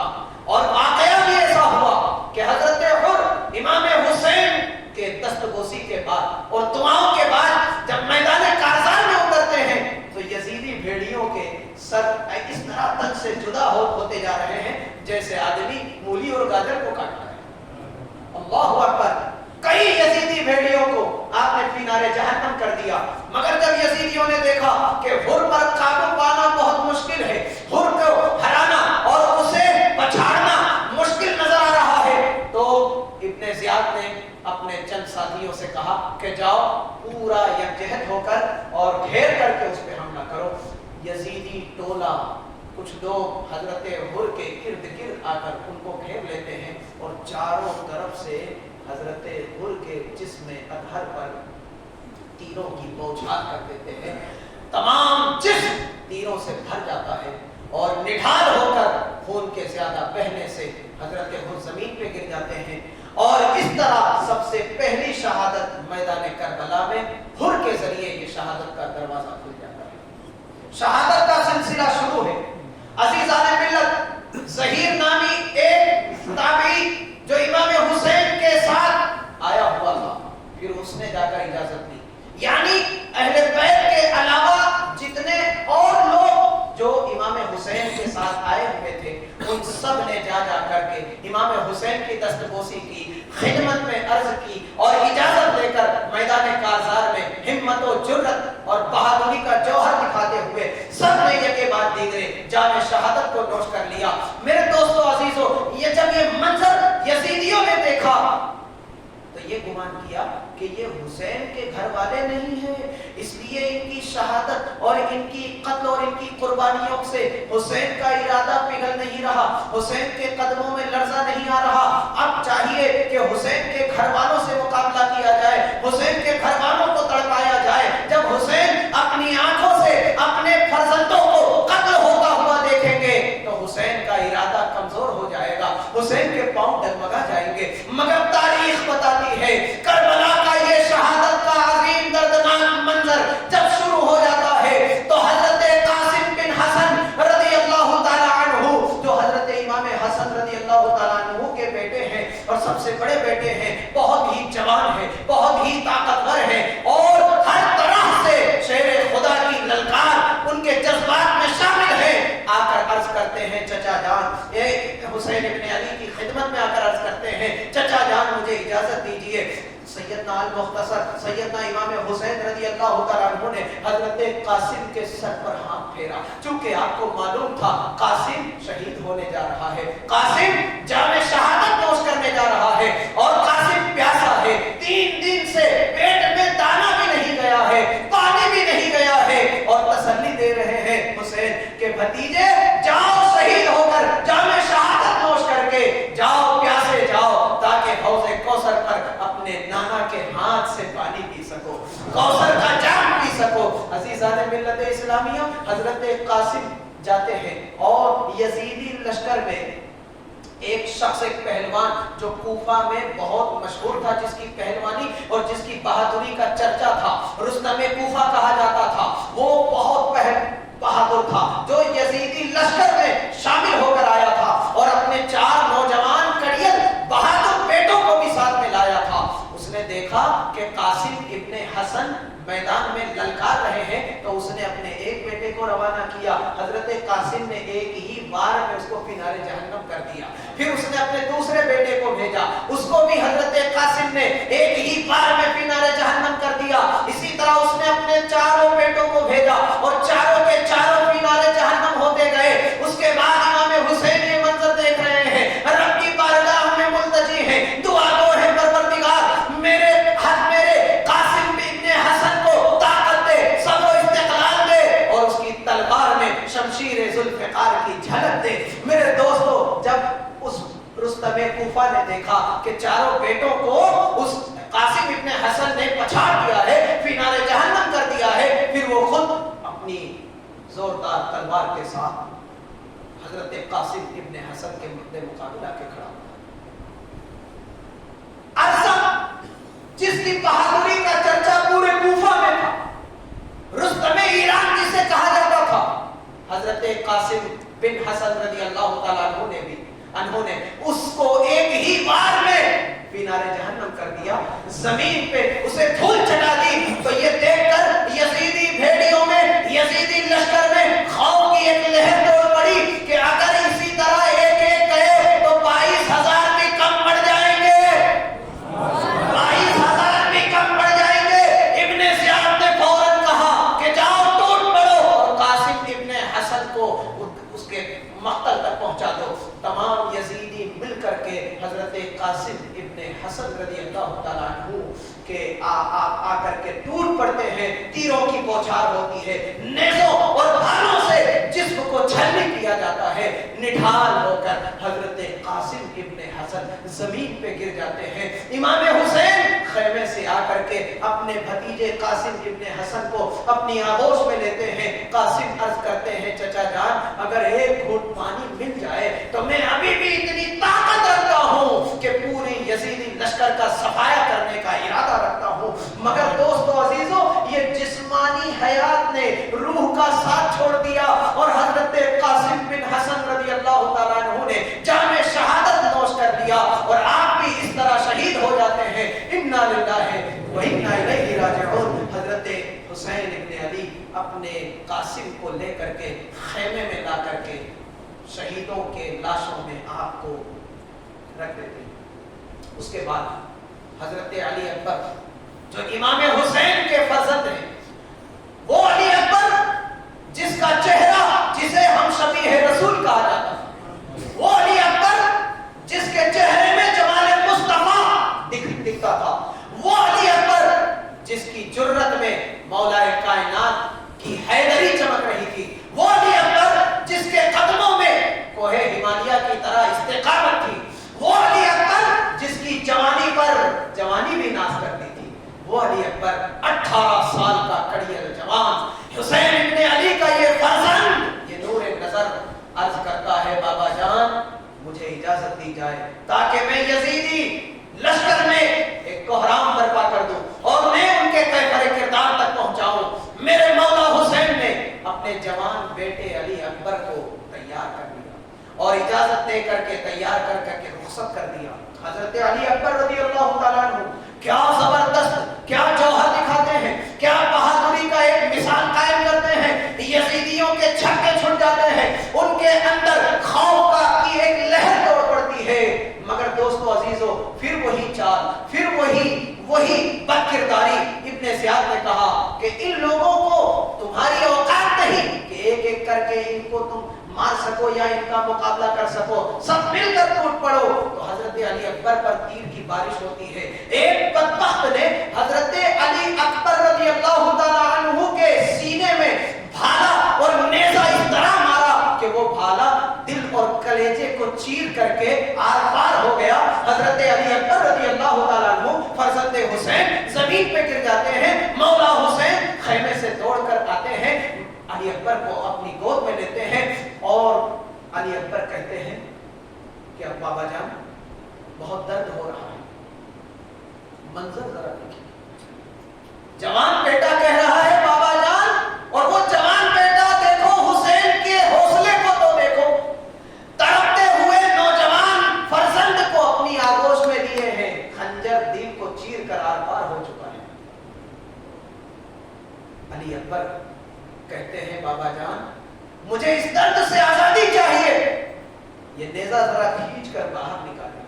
سیدنا امام حسین نے اپنے ہاتھوں سے وہ نیزہ جیسے ہی کھینچا ہے، دل اور جگر کے ٹکڑے نیزوں کے ساتھ باہر آ جاتے ہیں اور خون کا ایک فوارہ امام حسین کی طرف دوڑ پڑتا ہے، اور اس طرح سیدنا علی اکبر رضی اللہ تعالیٰ عنہ کی بھی جام شہادت نوش کرتے ہیں اور آپ اس دنیا سے شہید ہو کر بارگاہ ایزدی میں پہنچ جاتے ہیں۔ انا للہ و انا الیہ راجعون۔ عزیزان ملت، یہ کے بعد دیگرے یہ شہادت کا سلسلہ جاری رہا، اب کوئی باقی نہ رہا۔ المختصر، میں اختصار کے ساتھ تیزی سے آگے لے جانا چاہتا ہوں۔ سیدنا امام حسین رضی اللہ تعالیٰ عنہ، ان کا ایک بیٹا ہے حضرت زین العابدین، ابھی ان کی عمر 14 برس کی ہے، مگر وہ بہت ہی علیم ہے، بخار تپ رہا ہے جسم اور آنکھ چل رہی ہے، حرارت عروج پر ہے، مگر اس کے باوجود العابدین نے عرض کیا بابا جان اس بیمار بیٹے کو بھی اجازت دی جائے، جب ہر کوئی جام شہادت نوش کر رہا ہے تو مجھے بھی اجازت دی جائے۔ حسین ابن علی نے فرمایا کہ میرے بیٹے تجھ سے خانوادہ رسول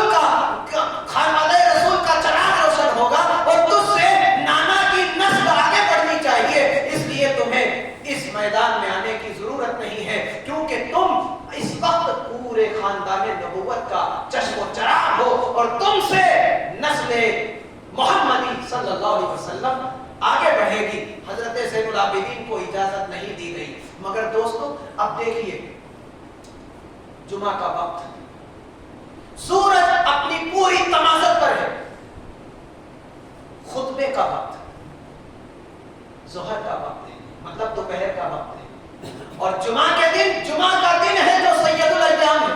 توجہ دینا دوستو، سید الایام ہے جمعہ کا دن، سید التمام دنوں میں سب سے بہترین دن، اور اس جمعہ کے دن میں جمعے کا وقت سب سے افضل، اور اس میں خطبے کا وقت سب سے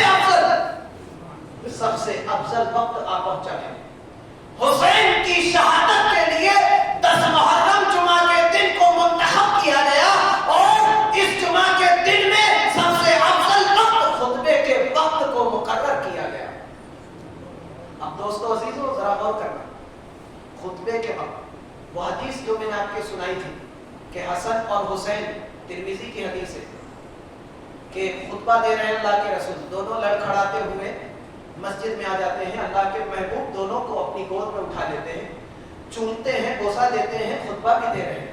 خطبے کا وقت ہے، دونوں فرزند رسول اکرم صلی اللہ علیہ وسلم کی گود میں ہیں، مطلب میرے آقا، میرے امام الانبیاء امت کو یہ میسج دے رہے ہیں کہ میرے اس بیٹے کو اس موقع پہ اس وقت میں شہید کیا جائے گا، اور اپنے بیٹے کی تربیت کر رہے ہیں کہ حسین جس طرح میں نے تم لڑکھڑا رہے تھے، میں نے تمہیں اٹھا لیا، اپنی گود میں رکھا، خطبہ دیا، اے حسین اس وقت کو یاد رکھنا، ایک وقت آئے گا کہ اس وقت تو اپنے مقتل اور اپنے مشہد کی طرف روانہ ہوگا، اور دین لڑکھڑانے لگے گا، شریعت مطہرہ پر زلزلہ آ جائے گا، کافروں اور گمراہوں کی بدنظری دین کو کھانے پر تل جائے گی۔ اے حسین جس طرح میں نے تمہیں سنبھالا ہے، اس موقع پہ تمہیں دین کو سنبھالنا ہوگا، چاہے اپنا خون دے کر، چاہے اپنی جان دے کر، چاہے اپنے نوجوان بیٹوں کو دے کر، تمہیں دین کو بچانا ہوگا۔ اور دوستو عزیزو آخری گفتگو اپنے آخری مرحلے میں داخل ہو چکی ہے، گفتگو اپنے اختتام پر ہے۔ امام علی مقام سیدنا امام حسین رضی اللہ تعالیٰ عنہ اس وقت کے منتظر تھے، آپ کو علم ہو گیا، آپ کو یقین ہو گیا، آپ خیمے میں آئے اور کہتے ہیں، آپ اپنی بہن سے سیدہ زینب جو بی بی فاطمہ زہرا رضی اللہ تعالیٰ عنہا کی سراپا جھلک ہے، آپ فرماتے ہیں کہ بی بی زینب سنو میری بہن، اب اس قافلے کی ذمہ داری میں تمہارے حوالے کر کے جا رہا ہوں، اس لیے کہ یہ جب میری شہادت ہوگی تو یہ شہادت کا سلسلہ بند ہو جائے گا، مگر یہ شہادت کا دروازہ تو بند ہو جائے گا، یہ خونی منظر تو ختم ہو جائے گا، مگر تم پر اسیری کا دروازہ کھل جائے گا، تم پر قید و بندش کا دروازہ کھل جائے گا، لہذا اس پورے قافلے کی ذمہ داری اب میں تمہارے حوالے کرتا ہوں۔ عزیزان ملت اسلامیہ، امام علی مقام سیدنا امام حسین علی جدہ علیہ السلام شمشیر ذوالفقار لیتے ہیں اور اپنے بھائی حسن مجتبیٰ کا کمر میں باندھ لیتے ہیں، اور اپنے نانا کا امامہ سر پہ سجا لیتے ہیں، اور اپنے گھوڑے پر سوار ہوتے ہیں، دلدل پر سوار ہوتے ہیں، اور سوار ہو کر کے پھر ایڑ لگاتے ہیں، مگر گھوڑا ہل نہیں رہا۔ اور دوستو عزیزو سیدہ سکینہ کی مجھے یاد آ رہی ہے کہ وہ پیچھے گھوڑے کی ٹانگ پکڑ کر کھڑی ہے اور گھوڑا ہل نہیں رہا۔ یہ سیدہ سکینہ وہ ہیں جن کی پیاس اتنے عروج پر تھی، جو پیاس سے اتنا تڑپ رہی تھی کہ پیاس کے مارے آپ پر غشی اور بے ہوشی طاری ہو گئی تھی۔ آپ نے اپنے چچا جو اس پورے کربلا کے منظر کا بہت بڑا کیریکٹر ہے، حضرت عباس علمدار رضی اللہ تعالیٰ عنہ، جن کو امام حسین ابن علی نے اپنے قافلے کا कासिफ सालार बनाया था और झंडा उनके हवाले कर रखा था। ये हजरत अब्बास अलमदार है कि बच्ची सकीना जो इमाम हुसैन की 6 साला बच्ची है और मासूम 6 महीने का अली असगर भी खेमे में मौजूद हैं। मेरे दोस्तों अजीजों, सकीना अर्ज करती है, चचा जान प्यास से हलक सूखा जा रहा है, बेहोशी और गशी तारी है। हजरत अब्बास अलमदार नहरे फुरात पर घोड़े को एड़ लगाते हैं और पहुंच जाते हैं। किसी तरह पहुंच गए और आपने मशकीज़ा भी भर लिया। मशकीज़ा भर के जब पलटे हैं तो यजीद को इब्ने ज़ियाद ने देखा और लश्कर यजीद के सिपाहियों ने देखा और फिर ये फौरन यजीद ने कहा कि अब्बास अलमदार पानी का मशकीज़ा सही सलामती के साथ खैमे तक न लेकर पहुंचे, तीरों की बारिश कर दो। हजरत अब्बास अलमदार के सर से पांव तक तीरों की बारिश हो गई। तीरों की बौछार में अब्बास अलमदार ढक गए और जिस्म इतना छल्ली हो गया कि अब जिस्म पे कोई ऐसा हिस्सा बाकी न रहा जहां पर तीर आकर न लगा हो।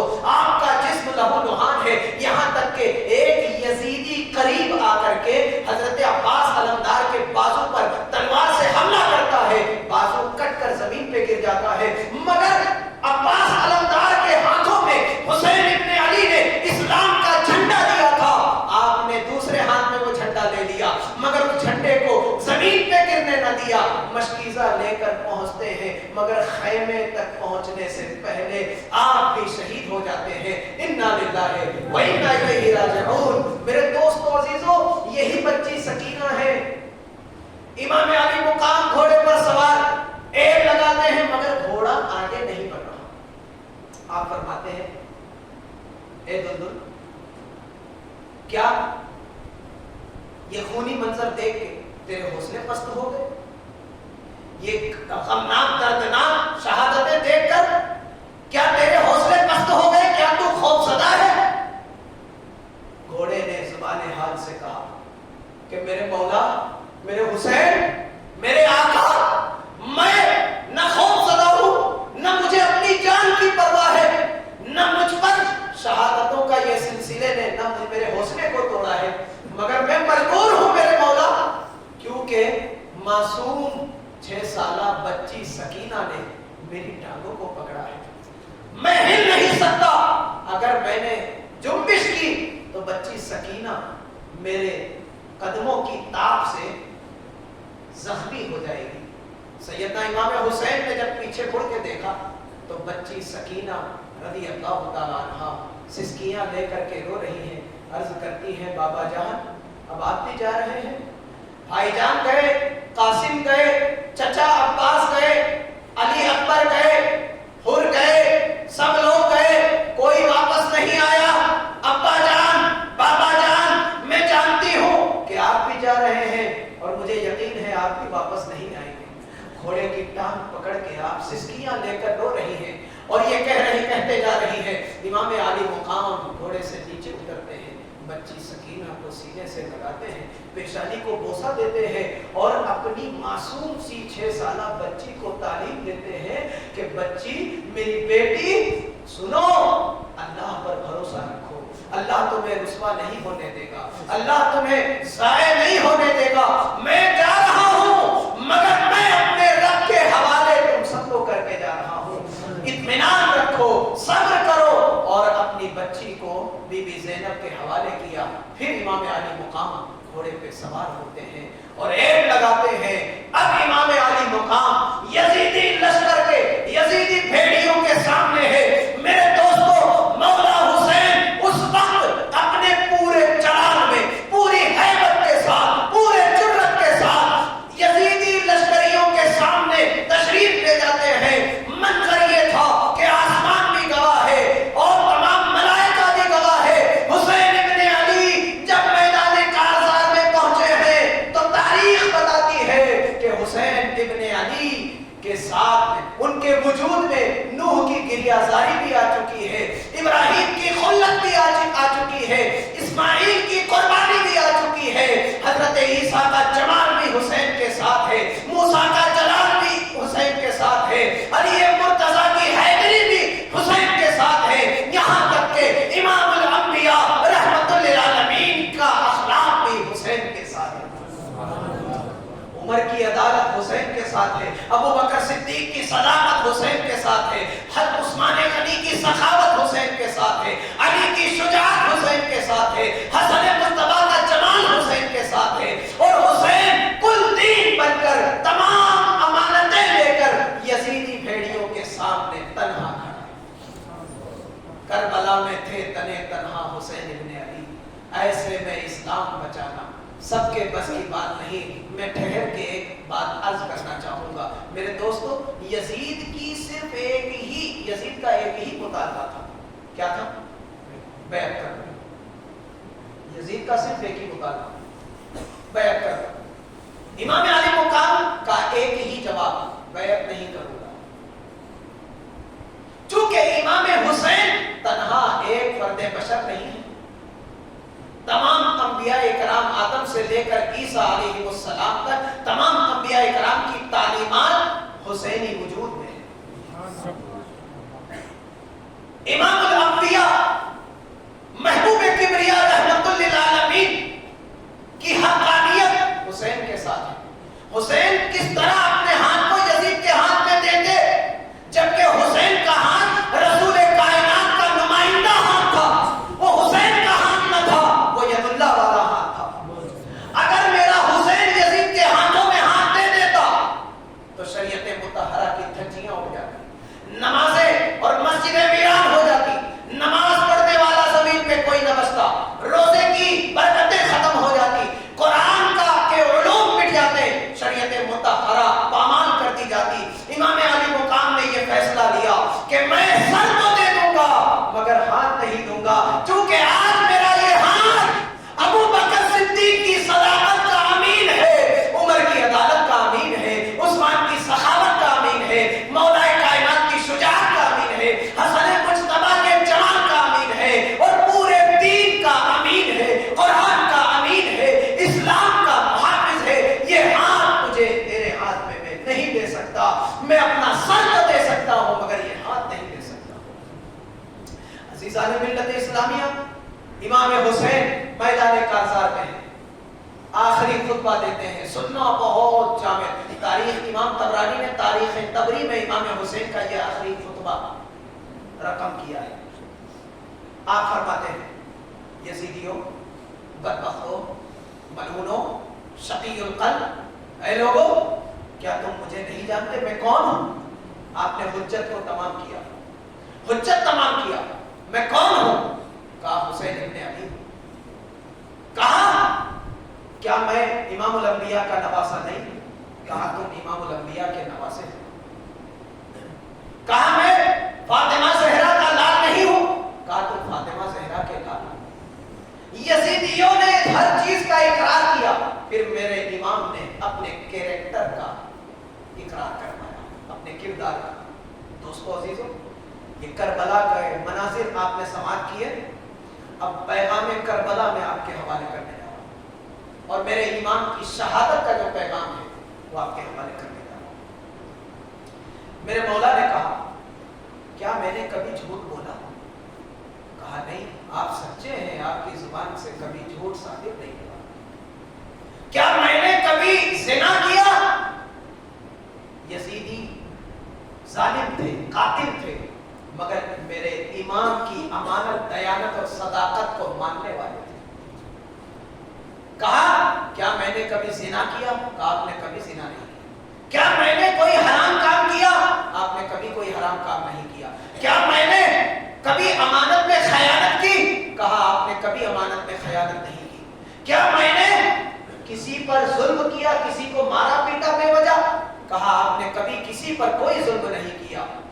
تو پھر تم کیا چاہتے ہو مجھ سے؟ کیوں میرے قتل کے در پہ ہو؟ کیوں مجھے قتل کرنا چاہتے ہو؟ امام حسین حجت تمام کر رہے ہیں، یزیدیوں سے اقرار لے رہے ہیں۔ آپ فرماتے ہیں جب تم مجھے سب کچھ مانگتے ہو تو پھر مانگ کر بھی کیوں میرے قتل کے پیاسے ہو، میرے خون سے اپنی پیاس بجھانا چاہتے ہو؟ تو یزیدیوں نے کہا کہ آپ بس بیعت کر لیں، یزید کے ہاتھوں میں ہاتھ دے دے۔ کہا یہ تو نہ پہلے ہوا، نہ آج ہوگا، نہ قیامت تک ہوگا۔ میرے دوستوں، میرے امام کا ایک ہی ارادہ ہے، سر دے دوں گا، ہاتھ نہیں دوں گا۔ میرے دوستوں، یزیدیوں نے کہا کہ آپ یزید سے بیعت کر لیں، کہا یہ نہیں ہو سکتا، سب کچھ ہو سکتا ہے، یہ نہیں ہو سکتا۔ میرے دوستو، امام علی مقام علی جدہ وعلیہ السلام نے حجت کو قائم کر دیا، اور پھر حجت تمام کرنے کے بعد پھر آپ فرماتے ہیں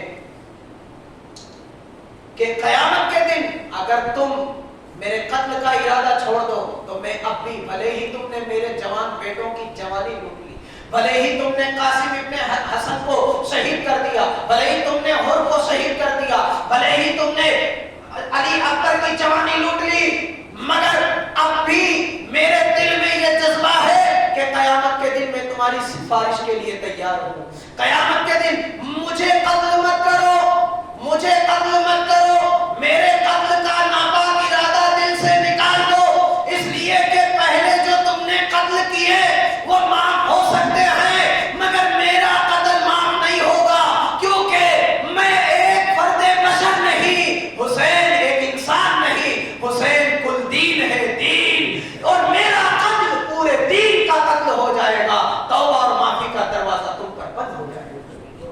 آخرکار بھی امام حسین ان کی بھلائی چاہ رہے ہیں، حجت تمام ہو گئی، سب کچھ جان لیا، مان لیا، بعد اس کے امام حسین امت کو یہ پیغام بھی دے رہے ہیں کہ لوگوں، جب دشمن کا تمہارے سے سامنا ہو تو دشمن سے اپنے کیریکٹر کو منوا لینا۔ اے لوگوں، اپنا کردار اور اپنے کیریکٹر کو کبھی گندا مت ہونے دینا۔ یہ دوستو، امام علی مقام کربلا کے میدان میں پوری طرح اسلام کا پیکر بن کر سامنے ہے، عدل و انصاف کی تصویر بن کے سامنے ہے۔ یہ جنگ جو ہوئی، یہ کربلا کی جو جنگ ہوئی، یہ جنگ کفر و شرک کی نہیں تھی، ایمان اور کفر کی نہیں تھی، توحید اور شرک کی نہیں تھی، یہ جنگ عدل و انصاف کی، ظلم کے خلاف تھی۔ ایک آدمی جو مسلح کو پامال کرنے پر تلا ہے، ایک آدمی جو ابوبکر صدیق کی صداقت پر مٹی ڈالنے پر تلا ہے، ایک آدمی جو عدالت عمر پر پانی پھیرنے پر تلا ہے، ایک آدمی جو شریعت مطہرہ کو پامال کرنے پر تلا ہے۔ ضرورت تھی کہ ایسے موقع پہ ضرورت تھی کہ کوئی اس ظالم کی آنکھ میں آنکھ ڈال کر اس کا ہاتھ پکڑ کے اسے روک دے، اور اس ضرورت کو حسین ابن علی دنیا کہتی ہے۔ یہ ضرورت حسین ابن علی ہے۔ امام علی مقام علی جدہ وعلیہ السلام نے پھر جب حجت تمام کر لی، پھر کہا جب تم نہیں مانتے ہو تو پھر آؤ مقابلہ کرنے کے لیے آ جاؤ، اب تمہارے اور میرے درمیان تلوار فیصلہ کرے گی۔ لہذا سارے یزیدی امام حسین کے مقابلے میں ہے، امام حسین کی تلوار چلتی ہے، آپ شمشیر ذوالفقار کو فضا میں لہراتے ہیں۔ عزیزان ملت، سورج کی چمک امام حسین کی شمشیر ذوالفقار میں نظر آ رہی تھی۔ آپ ایک طرف تلوار چلاتے ہیں، کئی گردنیں مولی گاجر کی طرح کٹ کٹ کر زمین پر گرنے لگ جاتی ہے۔ جب یہ منظر بہت دیر تک چلا تو ابن زیاد نے کہا کہ لوگوں، حسین کی طرف گھیراؤ کر لو اور حسین کو گھیر لو۔ امام علی مقام علی جدہ وعلیہ السلام کو یزیدی لشکر نے گھیر لیا، چاروں طرف سے تیر کی بارش ہوئی۔ روایت میں آتا ہے کہ 122 تیر آپ کے سر سے پاؤں تک آ کر لگے ہیں، 122، اور 72 زخم تلواروں کے، نیزوں کے 72 زخم، اور 122 تلوار تیر آپ کے جسم اطہر میں آ کر پیوست ہوئے۔ نڈھال ہو کر سید الشہداء حیدر کرار کا یہ شیر بدر زمین پہ گر جاتا ہے، نڈھال ہو کر، شبر ذل جوشن سینے پہ سوار ہو جاتا ہے۔ آپ فرماتے ہیں بدبخت، وقت کیا ہو رہا ہے؟ کہا جمعے کا وقت ہے، کہا مجھے 2 رکعت فرض ادا کرنے کی مہلت ہے۔ امام کی ہیبت نے اسے مجبور کر دیا۔ میرا امام اللہ کی بارگاہ میں عرض کرتا ہے، مولا تیری نماز کے لیے وضو فرض ہے، مگر یہاں پینے پر بھی پابندی لگا دی گئی ہے۔ اے پروردگار، یہاں پینے کے لیے پانی نہیں ہے، وضو کے لیے پانی میرے پاس درکار نہیں ہے۔ اے پروردگار، میں نے اپنا پورا خاندان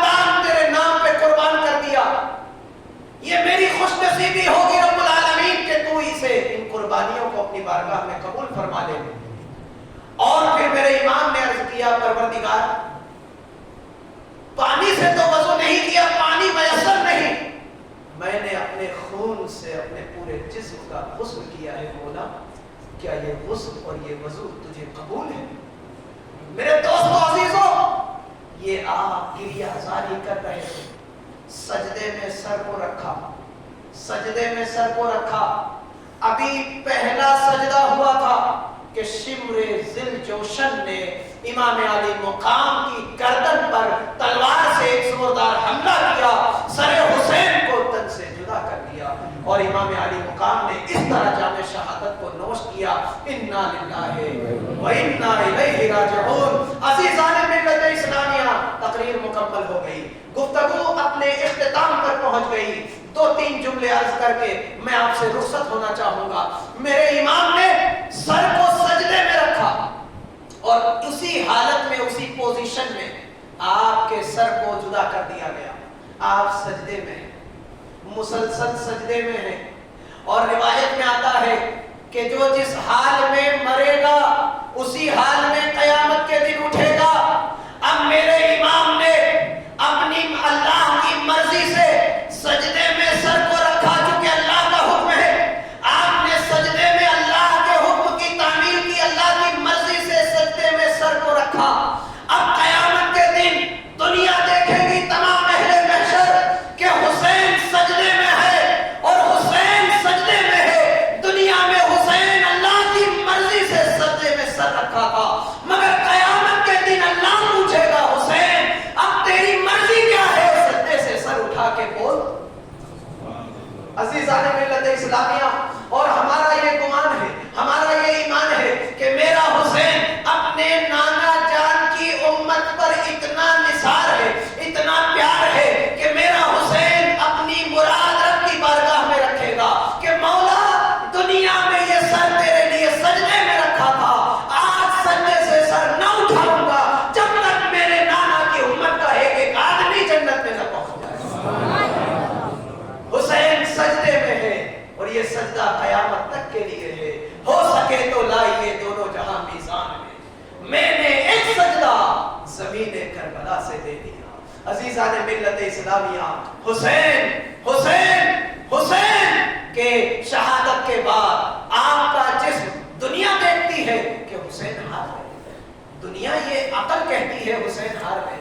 हुसैन ने जंग को हार गया और कत्ल हो गए, आपके जिस्म के चिथड़े उड़ गए। मेरे दोस्तों अजीजों, मैं आपको ये आखिरी जुमला, ये आखिरी पैगाम देकर रुखसत होना चाहूंगा कि कुरान, नबी ने फरमाया मेरी अहले बैत और कुरान हमेशा साथ में रहेंगे। नहीं यफ्तरिका हत्ता यरिदा अलैहिल हौज़, ये कभी जुदा ना होंगे। अब दोस्तों अजीजों, मेरा हुसैन शहादत के वक्त तक कुरान के साथ था। हुसैन शहादत के वक्त तक कुरान के साथ था। अब कयामत तक कुरान हुसैन के साथ है, कयामत तक कुरान हुसैन के साथ है। दुनिया देख रही है कि हुसैन के जिस्म का टुकड़ा टुकड़ा जमीन पे बिखरा हुआ है, दुनिया देख रही है, मगर कुरान हुसैन की जिंदगी का कयामत तक ऐलान करता रहेगा। ला तक़ूलू लिमन युक़तलू फी सबीलिल्लाहि अमवात, अल्लाह की राह में जो कत्ल हो गए वो मुर्दा नहीं है, वो जिंदा है। अज़ीज़ान मिल्लत, बल्कि हुसैन ने मरने के बाद भी, शहादत के बाद भी कुरान को नहीं छोड़ा। तारीख गवाह है कि सरे हुसैन को नेज़े पे बुलंद किया गया तो आपके लबे मुबारक पर कुरान हकीम की तिलावत जारी। बस तकरीर मुकम्मल। और इस पैगाम के साथ हम इस महफिल को बर्खास्त करते हैं कि यजीद कत्ले हुसैन असल में मर गए यजीद है, इस्लाम जिंदा होता है हर करबला के बाद। ऐ हुसैन इब्ने अली, तेरी शहादत को सलाम। दीन हक अब न किसी दौर में तन्हा होगा।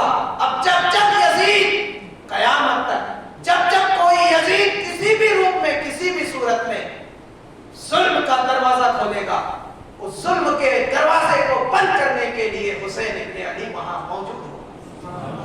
कल करबला के मैदान में तन्हा हुसैन थे, आज जमीन के मुसलमानों के हर घर में हुसैनी मौजूद है।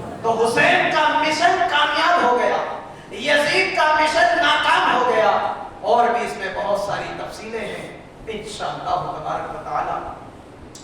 آگے کل ارادہ ہے انشاءاللہ کل آپ ضرور ظہر کی نماز میں ضرور تشریف لائیں، اور ظہر کی نماز کے بعد اور بھی بہت سارے اسباب ہیں، بہت سارے پیغام میسج ہیں. کل انشاءاللہ آدھا گھنٹہ آپ کا لوں گا اور کربلا کے بعد کیا ہوا وہ منظر آپ کے سامنے رکھنے کی کوشش کروں گا، اور شہادت امام کے اور بھی بہت ساری سبق ہیں، پیغامات ہیں، وہ آپ تک پہنچانے کی کوشش کروں گا کہ محمد سے وفا دونے تو ہم تیرے ہیں، یہ جہاں چیز ہے کیا لوح و قلم تیرے ہیں. وآخر دعوانا ان الحمد للہ.